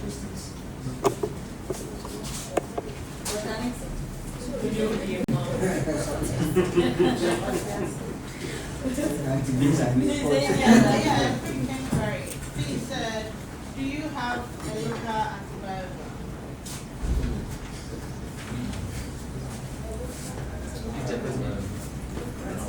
Local antibiogram for Nsawam Hospital. Now what we use in the commercial ones for the isolated commandments. So we don't have local. Let's say when we are suspecting gram positive,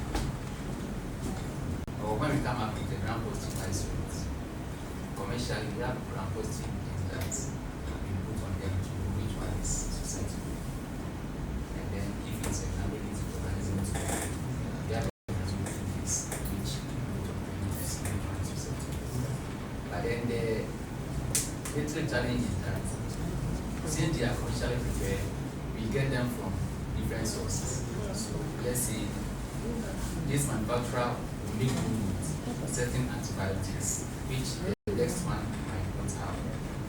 Then by which time maybe when we have exhausted them, then the payment is due for the next one. It means we might use those critical antibiotics. So it means that we should even go into production. You know, labs you can produce. You can produce antibiotics. Very they thought, and so we can go to, we can even this collaborate with pharmacy. So director, we have to collaborate. Because it's very, we can produce local. I remember far back when we went to school, they showed us how to do certain things from the beginning. Even this India and all those words from first principle. But now it's like everything. Even culture, this plate, some people are bad. For those ones we prepare them. Alright. So we expect more follow-up questions. But for me, this is the sensitive part of all the things that we are here for. So we should ask questions. Dr. Papa is a very busy man. He's very, very, very busy. But we can have him here. So please, all the questions we have, let's ask him. I think a follow-up, following from what Dr. Asumwa said, so that the next step is for us to collect the data of the tests that have been done over a period and then analyze them so that we can, at the local level, be able to ask. And the good thing for Eastern region is that we have an accredited lab. And now, Monima has handed over to Noji, Samuel Noji. He is the regional boss. And Roger Tego is the head of the lab. And please work with them. They are very good. And even national, a lot of national things we are doing with the accredited lab. So please, if you work with them, we can build that capacity, and so that we do a lot of things. So I think that's what we need to do as a facility, so that we'll be able to guide the prescribers maybe at the OPD and the board when we don't have a test, then they can determine which medicines to use in the time. Going away from that a little bit, one thing I wanted a bit of clarity on, the One Health, we've been talking about One Health approach all along, but in terms of the lab, the One Health lab integration, I don't know whether it's supposed to be separate labs conducting the tests for, say, the human, animal, plant, environmental, various tests, or one lab can do all of those tests. A little clarification on that. So what I can say is that first of all is the capacity. So when I'm talking about capacity, the type of laboratory that you have, they are more advanced than us. The veterinary, they are far more advanced than us. So you see that when the COVID came, initially, when the WHO said we should use B3 labs, we collaborated with them. And most of our COVID tests were doing with veterinary. Because once you have the structure now, the reagents you need will work through the equipment. You understand? And then the capacity of the human being capacity, which we have a lot of capacity. Then it was later the WHO came out that we can use our P2 labs.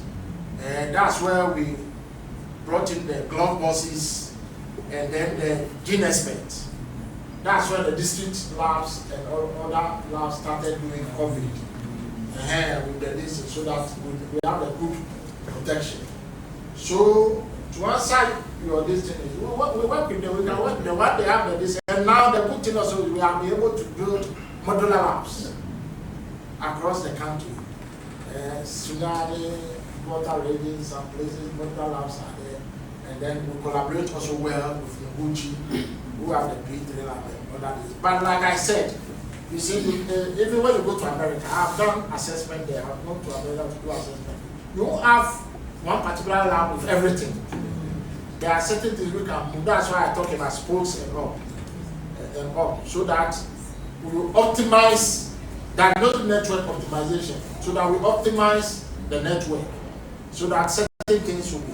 That's why now Global Fund is funding us more on sample referral system, integrated sample referral system, so that they are funding on now the money we have for that. And even GC8, as we are working on GC8, is mainly 3 priorities. Sample referral system is paramount. So we collaborate, work with them. I've gone there to do assessment. I've gone there to do even Accra. We work with Dr. Odum. As I'm talking to you now, our documents we are reviewing now, they are there. Environment is there, veterinary is there. They are at East Legon. Now tomorrow I will join them. You understand? So we are working together. We are coming out with a lot of documents, and that will make things clearer. And then we will see the one more clearer. So they do their things, we do our things. But when we don't have the capacity, we can also, but they are doing their things separately. That's why they have the fish lab, they have the animal lab, even they, within the lab, veterinary, they have the different labs. The fish lab, the animal lab, and then the other CSI, they have the environment, other thing. They have the labs where they go and collect water from various places to analyze the water. And then to, I think, even Ghana Water, which is also have their labs where they do microbiology and other things. So I think the most important is we should continue the collaboration and make sure that even we collaborate closer more and more. Thank you. So thank you very much. Thank you. Oh, sorry. Yes, I'm sorry. I'm happy that it is here. So concerning selection of laboratories for the higher international accreditation, I don't know the criteria that the no, what we did was initially we did assessment in 98 facilities. This year, we have almost finished the paperwork. We have almost finished the paperwork. And this year, we have opened facilities again. But initially, we did 90 to 98 facilities. And then for across the country, then we said, we all sat down and we said, okay, for now, let's concentrate on all the regional hospitals. So we selected them, 16. Let's concentrate on all the teaching hospitals. We selected, but then there were 5. Then we got 21. Then we said, let's bring in the research lab. We selected Kintampo Health Research Center. We got 22 or something. Then we said, let's bring in some district labs. And so we used the initial assessment, the baseline assessment, and we selected the 3 best district labs within the baseline assessment. We used the WHO, the Afro Slipper checklist, to do the assessment and to look at the slipper, the stepwise. So we selected the 3-star labs there. We look at them. So Sweden, St. Elizabeth Hospital, we selected them. Then Tetepashi replaced another lab which got out. I think Kintampo, somewhere along the line, Kintampo had some money. And sometimes you say renovation. So by renovation, they demolish all the laboratory. Kintampo demolished all the laboratory. And then they are building a new one. And now they even want to do historic building. And so we are building. So we realize that if we waste money on them, we even wasted money on them, we send mentor. It's a big thing. You send mentor to go and stay with them 1 month, another 1 month. Stay with them, helping them to develop the standard operating procedures, the handbooks, so many. It's very. But then the WHO said, but then Global Fund said, even we don't need to even have the labs accredited, but if they can rise from 0 star, 2 stars rising to 2 stars to 4 stars, that's what they want. So we selected 5 out of the 25 to prepare, looking at the money we have. So as I'm talking to you now, whole teaching hospital and Upper East Regional Hospital, they are the best labs which we have now paid. By the close of this year, they should get their accreditation. They have gone through the pre-assessment. They have passed the pre-assessment. Some lab like Sunyani, now they are very serious. Sunyani Teaching Hospital. NGO, one NGO is helping them. So they too, now they have gone through the pre-assessment. They are local lab. It's also going through the district. So other labs, we have just paid for them. Tetepashi, Cape Coast, and one other lab. We have paid for them, and I'm sure by the close of this year or by early next year, they will also get their accreditation. And Eastern Regional Hospital will tell you the benefits of accreditation. When they came to us to help them to renew their accreditation, $5,000 to renew. Then when they came, DG, by them, Dr. Akuma, he said, they have that money, the benefits of accreditation. And they didn't come again. Once we told them that DG said they should go ahead and use there, they have renewed. They use their own money. We didn't give them money again. So it has a lot of benefits. That's why Takrady, we could have selected Takrady, but they don't, the risk assessment have double this. But otherwise, it will benefit Takrady, the ports, a lot. Because they will come, America, other people do. They sanction them that you can go and do medical exams there, so many things. And so it has a lot of benefit. But for now, we want them to do the quality management system so that they will be giving quality results. Nsawam, what's your the last assessment? When have you done any assessment recently? Okay, so they are not part of our 25, but the 100 will be doing, we will select you for GCA. And that also will select 30 instead of 25 for another preparation for aggression. Oh, GCA is next year.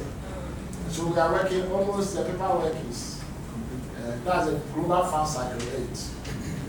Now we are doing GC7. The problem is that we have the money and we are not able to spend the money.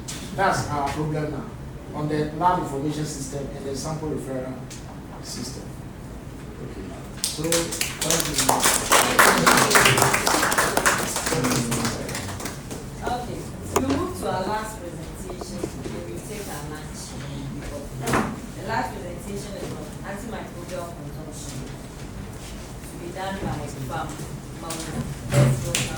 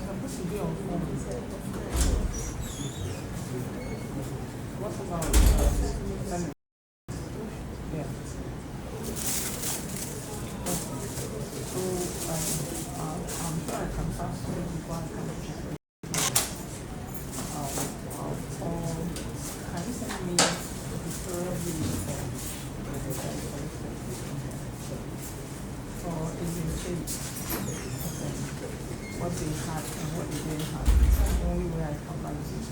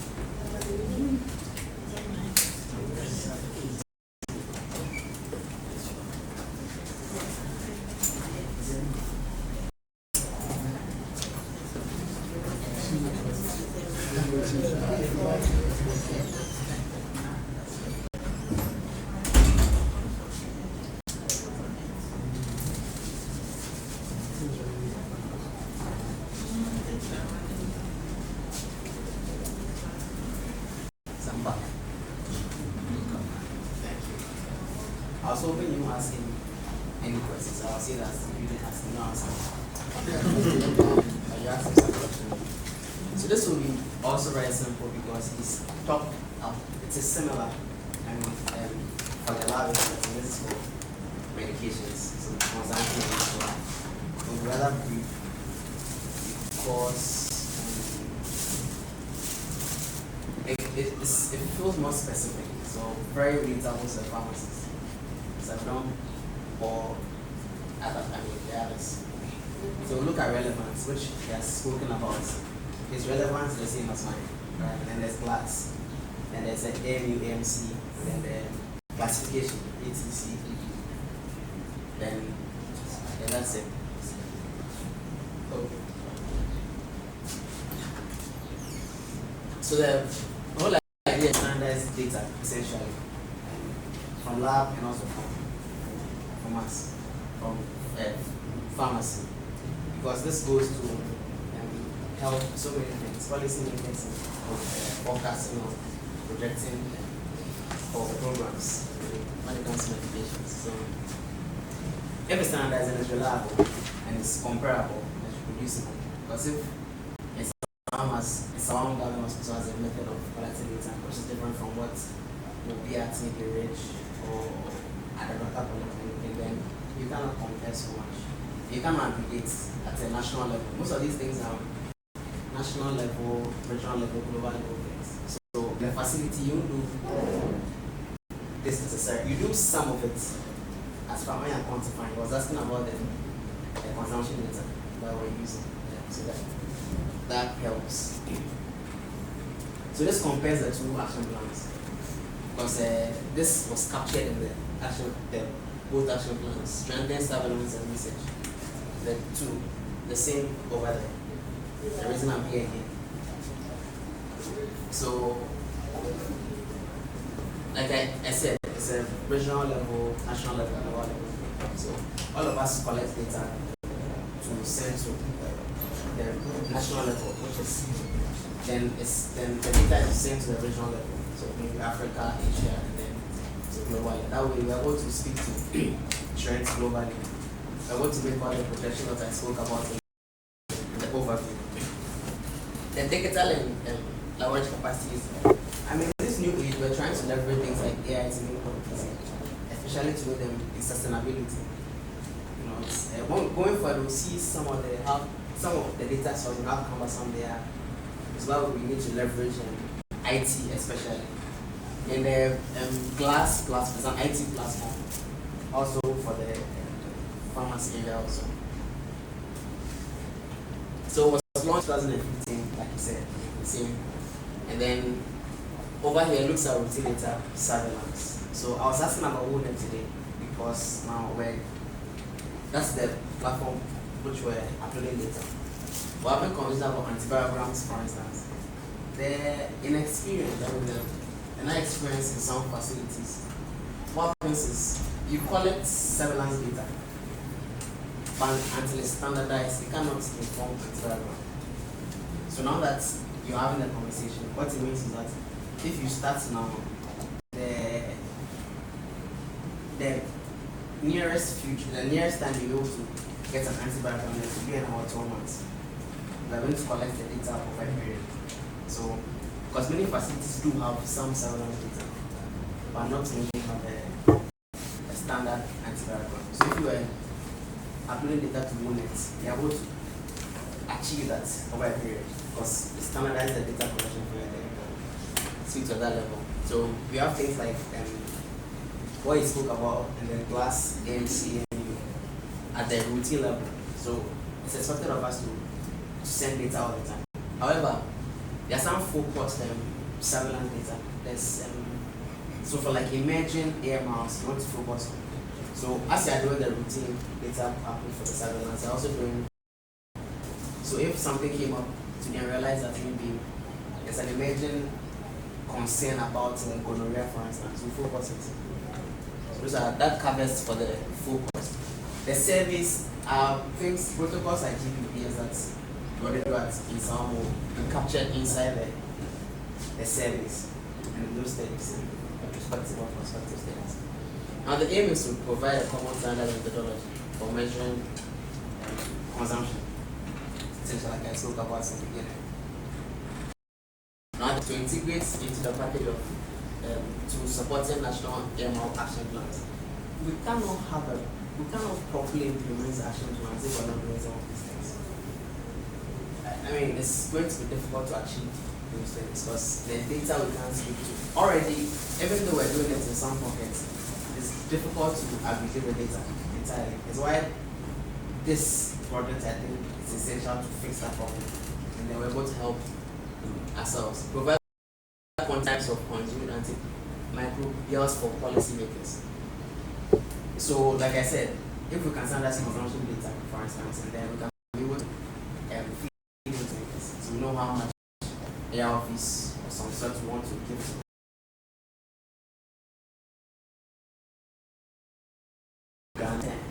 for a particular population at a particular time, and all those things will help them. Offer common methodology, we spoke about it. It's going to be reliable once it's standardized. It means that we can speak to, we can also reproduce the data. If it's changing, we cannot achieve some of those things. Feed global AMS data, enable benchmarking and comparisons. So now we can compare, if it's popular, we can compare Nsawam's data to Polybook, to like my speak to it, if we follow some of these things. So that's the objective. I mentioned that you can't have stewardship without surveillance. That's why it's key. That's why that has been maintained. And you see, just from awareness creation is strengthening surveillance and research. I think it speaks to the relevance of this to stewardship. Because then this helps us indicate available and affordable medication. Tomorrow we'll have about access and all. The point I even spoke about in the first one, the antibiotic that was sensitive in the first presentation. If it's there, you know it is there, and you can access it, then it is almost obsolete. If you can have it. So if you prescribe medications that patients cannot find it, then it defeats the purpose of all these things. And the data now tells us the availability and affordability. Because we don't have specific local facility guidelines, we use the STG essentially. And we'll see that fortunately most of the things there in our first line are available in our area and are affordable for first line until then. Right. So all these things goes into development. I mean, you won't put, like I said, you won't put things that you cannot find in the guideline. So it might be a very good guideline because it speaks to the laboratory data. But then if you cannot access that, you cannot use it. So the architecture, I spoke about it being national. So we won't see specific facilities. However, in identifying data sources, so in this final conversation, we spoke about which labs were involved, which ones were removed. That's why it is essential. So not everybody is on it. Not everybody's data goes into because certain things must be checked. Accreditation, for instance, and all those things must be before that happens. So there's a national body that's govern all these things, to define the objectives, to set up technical working group and all those things. And then they also report to the regional office, all of which Africa, Asia, and all. And all of us will meet at the global front and make decisions. So the setup structure, like I said, there's a national. So currently there's a national AMS platform. There's so many platforms like that. But for GLASS also, they must have, like I said, they'll define objectives. They'll get the teams that will be able to monitor all these things. Then the sources I spoke about, the specific facilities. So some are doing it on that data is what we're using. So if you see data for Ghana or Africa, it means that those specific facilities, who are the data sources, are the ones whose data we're using for all of us. The collection, analysis, and then the scale up. So I'm sure gradually we're all getting there. So use. This estimates the data patient level. And very easy to find out at the pharmacy or the community, at the retail pharmacies. In all the data, the accuracy counts on the disclosed to the patient. We'll see that going forward because of certain overlaps. I mean, however, we cannot use this. We cannot easily collect this also because most of the we don't control many of the dynamics and data collection for the application level, but it is very detailed. It speaks to things like demographics of the patients, things like the indication and all those. So we can find those ones inside this one. Okay, so diagnosis, medications actually ordered and all. And then, so clinically it helps, but usually we focus a lot more on the consumption. This estimates the estimates derived from aggregated data sources, from wholesalers, distributors, from donations, from programs and all. That's what we're able to easily control. But at this point, we won't have patient demographics. Because if in 2026 or 2025, sorry, we imported 2,000 bottles of Nevirapine, for instance, we won't have anything to do with that. You can see Nsawam consumed 500 bottles of Nevirapine. You can be able to identify the patients, but at that level where we're doing this, we won't have procurement and details, we won't have the patient information. There's a proxy estimate of the use. So if we're saying that we consume 20,000 bottles of Nevirapine, for instance, we're assuming that that goes to the patient. That might not happen. I mean, some would have been expired, some would have been moved somewhere, even outside the country. But So it gives us an estimate of the antibiotic use. And reported at private, we'll see some of these things going for it. Public, patient level, community level, hospital level. So when it comes to the classification, the standardization, we employ this one. Another very important part of the whole thing, but then that's what we use. And this speaks to that. So we categorize the medications. If your GPPS data was ready, you'll have seen a lot of. So this is how to report it at that level in the ATC point. Yes. If you get the feedback reports, so it does this.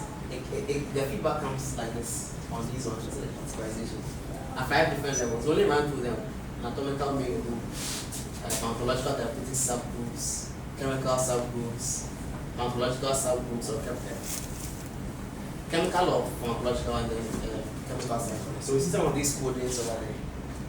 A lot of these ones. We don't commit to remember their identities for these things, so this is how they look like. But because this is solely on antibiotics, so we use a lot of the J's on this one. So most of them, once you see the prevalence, and you see a lot of some of these codings, so don't do them other ones. So again, to be specific, if amongst it, that would have been okay. Yeah. Like I said, we don't commit to anything, so we don't stress too much about it. Another area, so to standardize the consumption, this is an assumed average maintenance daily dose for medication used for its indication at all, the EDD. So these are assigned. They are technical units, are not the real prescribed ones. So the WHO has a team that assigns those DDs for us. We do not come, but we use them in comparisons. And if you are looking at the consumption data, it helps for you to see some of these things. So I mean, very easily would have calculated it by the total number of grams of the medication. What I need. So if amoxicillin is 1 point, let's say it's 2 grams per WHO, and you consume 40 grams, so that becomes 40 grams over 2. Then you and that 40 grams, I've calculated it from, if for every single patient, for instance, if Sumana came and they give 2 grams, 2 grams daily for 5 days, for instance, and then Kofi came, the same thing, you have to add all those things. So one I know becomes 2 grams times 5, 10, and then you do for all those, and then you get the calculations for. That alone is not standard, so we try by making it more specific. So we include the number of population size, and we can use it against anything, birthdays, and so many things. Like I said, I want us to be aware of it, and I'm sure we'll find a way to have that training later. Also because we haven't seen it in the PPS, if we had done that, we'll be able to address some of these things, so the calculations. So also again, at product level and substance level, because some will come in bottles. So if it was prescribed, so you're going to use it. Also, patient are never use everything prescribed. The reason we don't always focus on the AMC, we use the AMC instead. Right, so the AMC will estimate it. If there was for the bottles especially, for the capsules, we'd have given enough for the dose. Also that when they were not even consumed. So there are so many curves, I work around it. So most of these things are just going to be estimates that we use to fix these things. Okay, I spoke about this. So there are healthcare levels in sectors. So it's private and public, and then community and hospital. Private and public. Very easy, we're able to control data from public. I remember during the COVID, people were concerned that private places were not reporting their cases. For instance, if they are not reporting their cases, on TV they used to update that 1,000 something. So it means that if private is not partial, that's a clear underestimation. I'm just speaking to the challenge of getting data from the private sector. Because because I started AMS, I think I can trace that you have more workload. But because here, we have a boss who control whatever and look for KPIs. If it's a private, they might not indulge those things. Because of course we're trying to stay in business. So if it's not directly bringing us something, so that's a challenge that we face from parents of public. Now at community level, it moves consumption at the OPD into community. It's not just the retail pharmacies and all, but then even the OPD services. That data is captured inside there.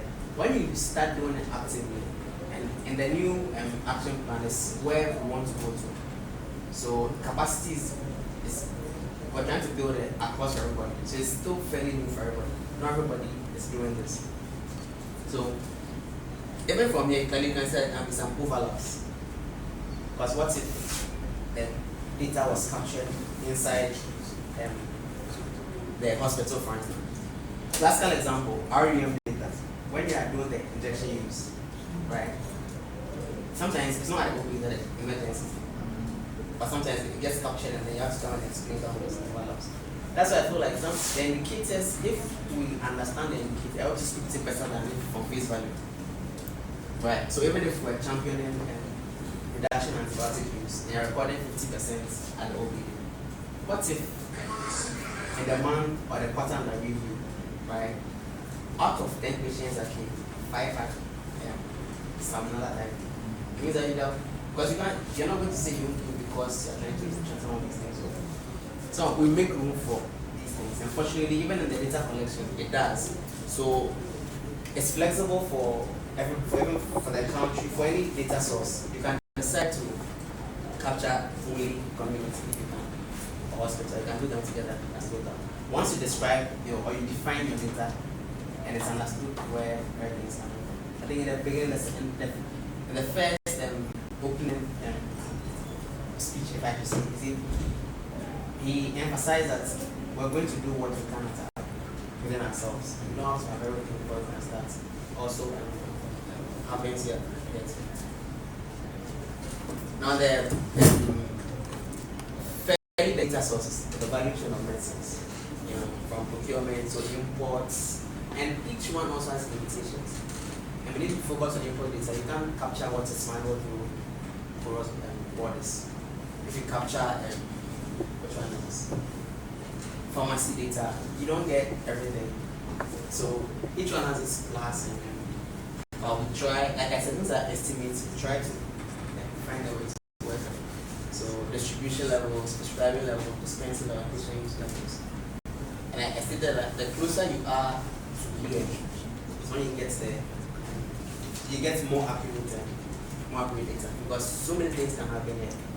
Things will be moved, things will be even back and forth distributions. So if I gave to you and then later and you gave it to me back, it recorded those, so it affects it. So that happens here. And then management systems, I spoke about some in the beginning. So they collect this at the national level and they submit. See, feedback very important, because if we know what they are doing, we're able to collect money. But if we only collect and then back here, we don't know what the data is being used for. Then, we're not competent to continue. So, the national level, the summits, and then they are checked and they publish. It's a cycle. It keeps going, then it doesn't end, essentially. So, what would have considered, this is also just information. So that to establish a national ANC team, the fact that we might not know who they are means that then it should be done. If they are there, then there's a plan. I think going forward, you have to know these people or know their team and then what they're doing. More power and validate data sources. Like I said, not everybody might be involved, because if we came to at glass as a whole, so it's an AMR and AMU surveillance system. So global antimicrobial resistance and antimicrobial use system, surveillance system. So for places that don't have microbial capacity, for instance, then they cannot do some of these things. Some of the collections that do not have capacity, but will serve or dispense antibiotics might not be able to. So then they map, they validate, and then they get data from as many places as possible. So going forward, this is going to be what we're going to be doing the ATC and DPP systems, that classification system. So we're going to have to find a way to master. It's not too cumbersome, but I wish we had data to speak from the bench to these things. And then to link AMT to stewardship and the airborne reporting. That is all the gospel I have. Thank you. Any questions, suggestions?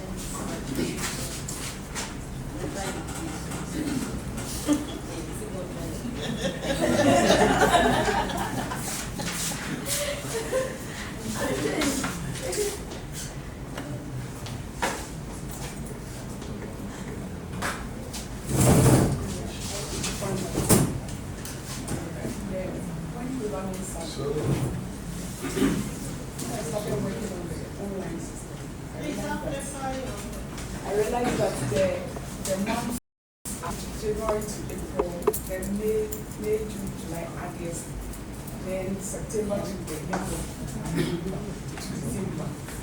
Can it be done side? Can the data be collected 4 months that do not fall within those ones that the BPS allow? Maybe March, April, May, June. Can it be done like that? I'm joking. Okay. The cycle, the system has 3 cycles. Yes. You are so necessarily your data has to fall within those cycles, those 3 cycles. There's no way to fall outside. That way to fall. So those cycles are the months of the year. Yeah. So it's impossible to get outside the cycle. Okay. So what will happen is today we're doing that tomorrow. So we won't say too much about it. And then tomorrow, if you bring the actual data paper collection, we'll even do like it won't be a simulation because you'd have been collecting it. So we'll do like an actual, and then all of us will now have sheets. So whatever challenges you have, we'll talk about it there. And that place of focus. I think I get it. Right. Thank you. Is there any other? Okay, thank you. We'll be having closing remarks from our director. After that, we take a group photograph and we come for our lunch.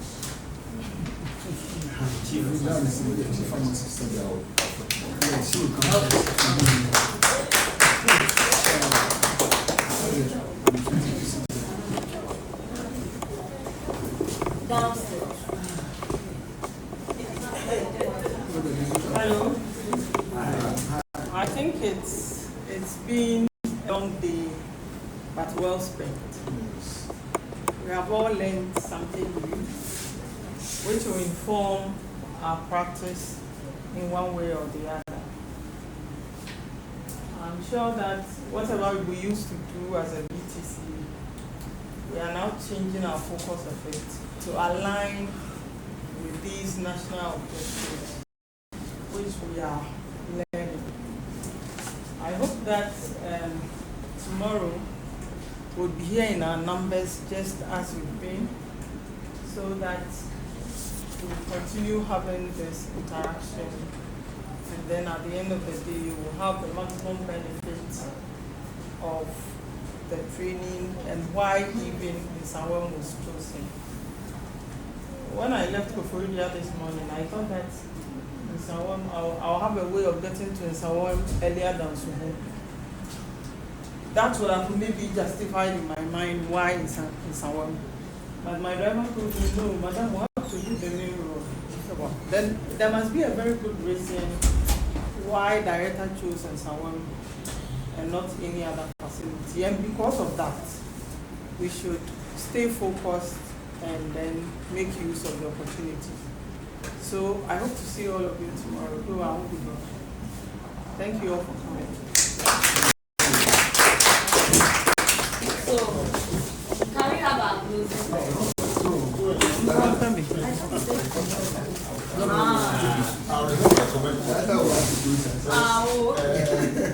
You see, like Chief Rita said, it's been a long day, well spent.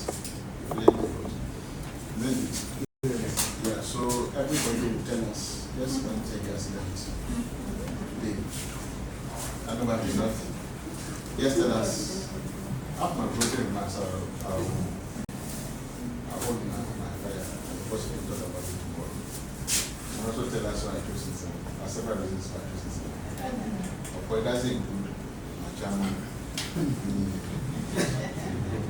All right, so beginning from my experience, just the last one. So many things. I'm cross-cutting by that way through, or things, whatever. Something being your friends. All right. No. Okay. Yeah, I've learned that with AMR, antimicrobial resistance stewardship, surveillance is very, very good. I also learned that it's our business. It doesn't always remain at the pharmacy. Definitions are part of it. Everybody in the health system is also part of it. And then IPC is the thinking that. That's one thing. Flow. All right. So, yeah. Professor can be alone. I've also learned that the lab plays a key role in ANC. that's the chief cornerstone of AMR surveillance. So we shouldn't play our labs. Right. I've also learned that antigen is one of the IPC methods of breaking the chain of AMR. In the practice, there spreads pathogens, also spreads resistant pathogens as well. Once you're spreading the microbes, they're also spreading resistant pathogens as well. All right. There are learned that one of the drivers of AMR is the inappropriate antimicrobial use. So what do we do? So we tackle it from That angle. All right. I also learned that all the various units have a role to play. When we talk of the finance, if there is no money, they have to make provision for all the necessary recruitment and all that, so that it can be carried out. Now, comment that make most of the times when you go to the systems, at least after the introduction, I mean, only the future. Yes, sir. Okay, so also learned that we need to collect and analyze local data in order to help with decision making. Yeah, that's you see, local solutions are the best local problems. We know that. Yes, local solutions are always what? They are the best. When it comes to solving local problems, local solutions are always the best. So let's see how we can do our antiviral as the best way to address how much we have in the institution. I also learned another key driver of AMR is environmental distress for both agriculture and healthcare. So how do you discharge wastewater from the hospital? Go to the main drains. The main drain. Yes. After treatment. After treatment, you treat it. Okay, tomorrow I'll look at it. All right. So I also learned that we are able to do our local surveillance to help with our Good. That's good. We also learned that at the police level, the lab plays a very important role. Therefore, we will need to be cautious with our lab and get maybe a great response to upgrade it to a higher standard so that we can have labs here to the standard. Thank you. Also learned that one of the ways of addressing the drivers of AMR is to bridge the knowledge gap. Thank you very much. I also learned that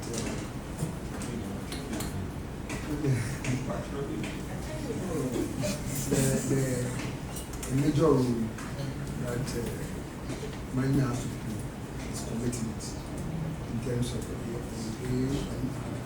That's it. So if money is committed, whether it's IPC, whether it's surveillance, whatever, we're able to do that's it. Redman, you want to tell us something? Like I said, we also do learn. So we can also learn from you. So where do you learn from? And someone? I think one thing that they made is that continuous review of the surveillance data by DTC is key to a successful implementation of the AMS program. You have spoken. Okay, well, tell us something. I've heard about the One Health approach, One Health approach, which encompasses the human health, animal health, and then environment. That was one key to that kept running through all presentations. One Health, One Health, One Health. So human health, what is the world body that oversees human health? WHO. Yes. What is the world body that oversees animal health? Sorry, if not for any, let's take away that. But now, don't forget now. The world body that oversees animal health. So it's WOW. World Organization of Animal Health. WOW. WOAH. WOW. Now what is the world body that oversees environmental health?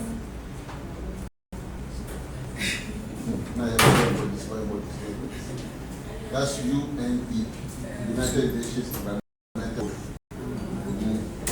So then there's a last one that oversees what? Food. Oh no, it's a food. Food, whatever. And that is what? World Food Program. FAO. So the four comes what they call the quadripartite. The quadripartite body that oversees AMR. So like the people said, WOW have their lab. When I was in Tamale, there was one at Old Tamale. It's very, very efficient. Yes. Then we have WHO. So we deal with human health. WOW deals with animal health through veterinary services in Ghana, like you rightly said. Then we have EPA, that is environmental health, and whatever. Then FAO, that deals with food and whatever. Thank you. Those. Well, so I also want to add a little to the drivers. Okay. That one, as Paul said, inappropriate use of medicines. But I also want to emphasize it's not just the inappropriate use of medicines. But one of the main drivers is the use, whether it is used appropriately or inappropriately, drives the issues of AMR. So that's why it's important to also strengthen IPC to prevent the infections in the first place, so that we avoid the use, and also encourage vaccination so that we prevent the infections. Then we don't use the antibiotics to increase the incidence of the antimicrobial resistance. All right, thank you. One thing you learned today. Oh, okay. We all here, we came here today, so yes, please. Feeling adapts. Yes, I learned a lot of things, but one thing I learned is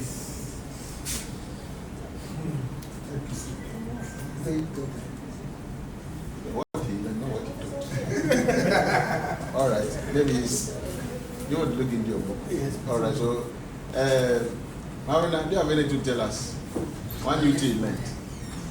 Thank you. That's the falsified and sustainable education that I got from drivers here. Okay. You know, I didn't get it properly. You said what? Falsified and sustainable education. And an impact on driving and AMR. All right. And we saw that 38% of falsified medicines are antimicrobial medicines. So let's source from right sources. All right, Dr. Ike. Yes. For me, I'm very passionate about vaccination.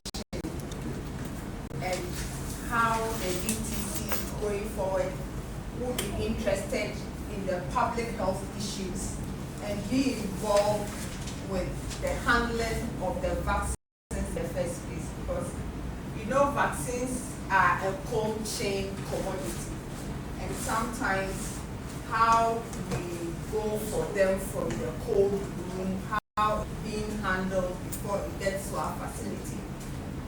Along the line, if the cold chain was broken, we might not know. But if the ETC and the pharmacy takes interest in how these vaccines are, maybe the efficacy of those vaccines will be very improved, and we will get very good vaccination coverage among the children to prevent these infectious diseases, which makes us end up using a lot of antibacterial agents. So Thank that's you. All right, Dr. Bright. Yes, please. So, one of the many things I learned today, one thing that really intrigued me was the constitution of DTC here. And this is the first place that I've heard that medical herbalists was part. Is he here? Yes. Today is his clinic day. Oh, so. So I was very intrigued about the integration of orthodox and herbal medicine. That's thank you. In that observation, it's not what he has learned. It's whatever you have learned. It's whatever you've learned. Dr. Amos, do you have anything to tell us? Anything to share with us? What I would say is that I like the exuberance. Okay. And how we are all involve ourselves in learning. And that shows that if we have an agency like health promotion, who will also be included in this around call, to go out and educate the people on the use of antimicrobials, on the AMR issues. It will go a long way to help us. So as we are all there in Ghana Health Service, I would like us to also call upon health promotion, or if there are some health promotion items which we will need to give to the community, or to let the community know. Because it's very scary if we are telling them about the food they are eating, the meat they are eating, and other things. And then those who are involved in it, the fishermen, the Fulani people, the other people, so that they will all help people. And I think when that is done, it will go a long way to help countries so far as antimicrobial resistance is concerned. All right, thank you very much. So, on behalf of I also want to express my heartfelt gratitude to all of us, the management of the facility, the medical director, the clinical head,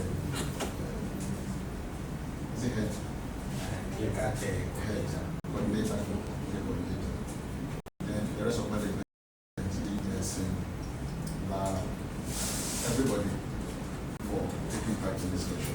Like we said, we will continue tomorrow. Tomorrow morning, by 9 or something, we start. So we will end because we will go to, I think we'll do one on Wednesday or Thursday. So we thank you so very much. And I didn't have a hand of but don't like LCG.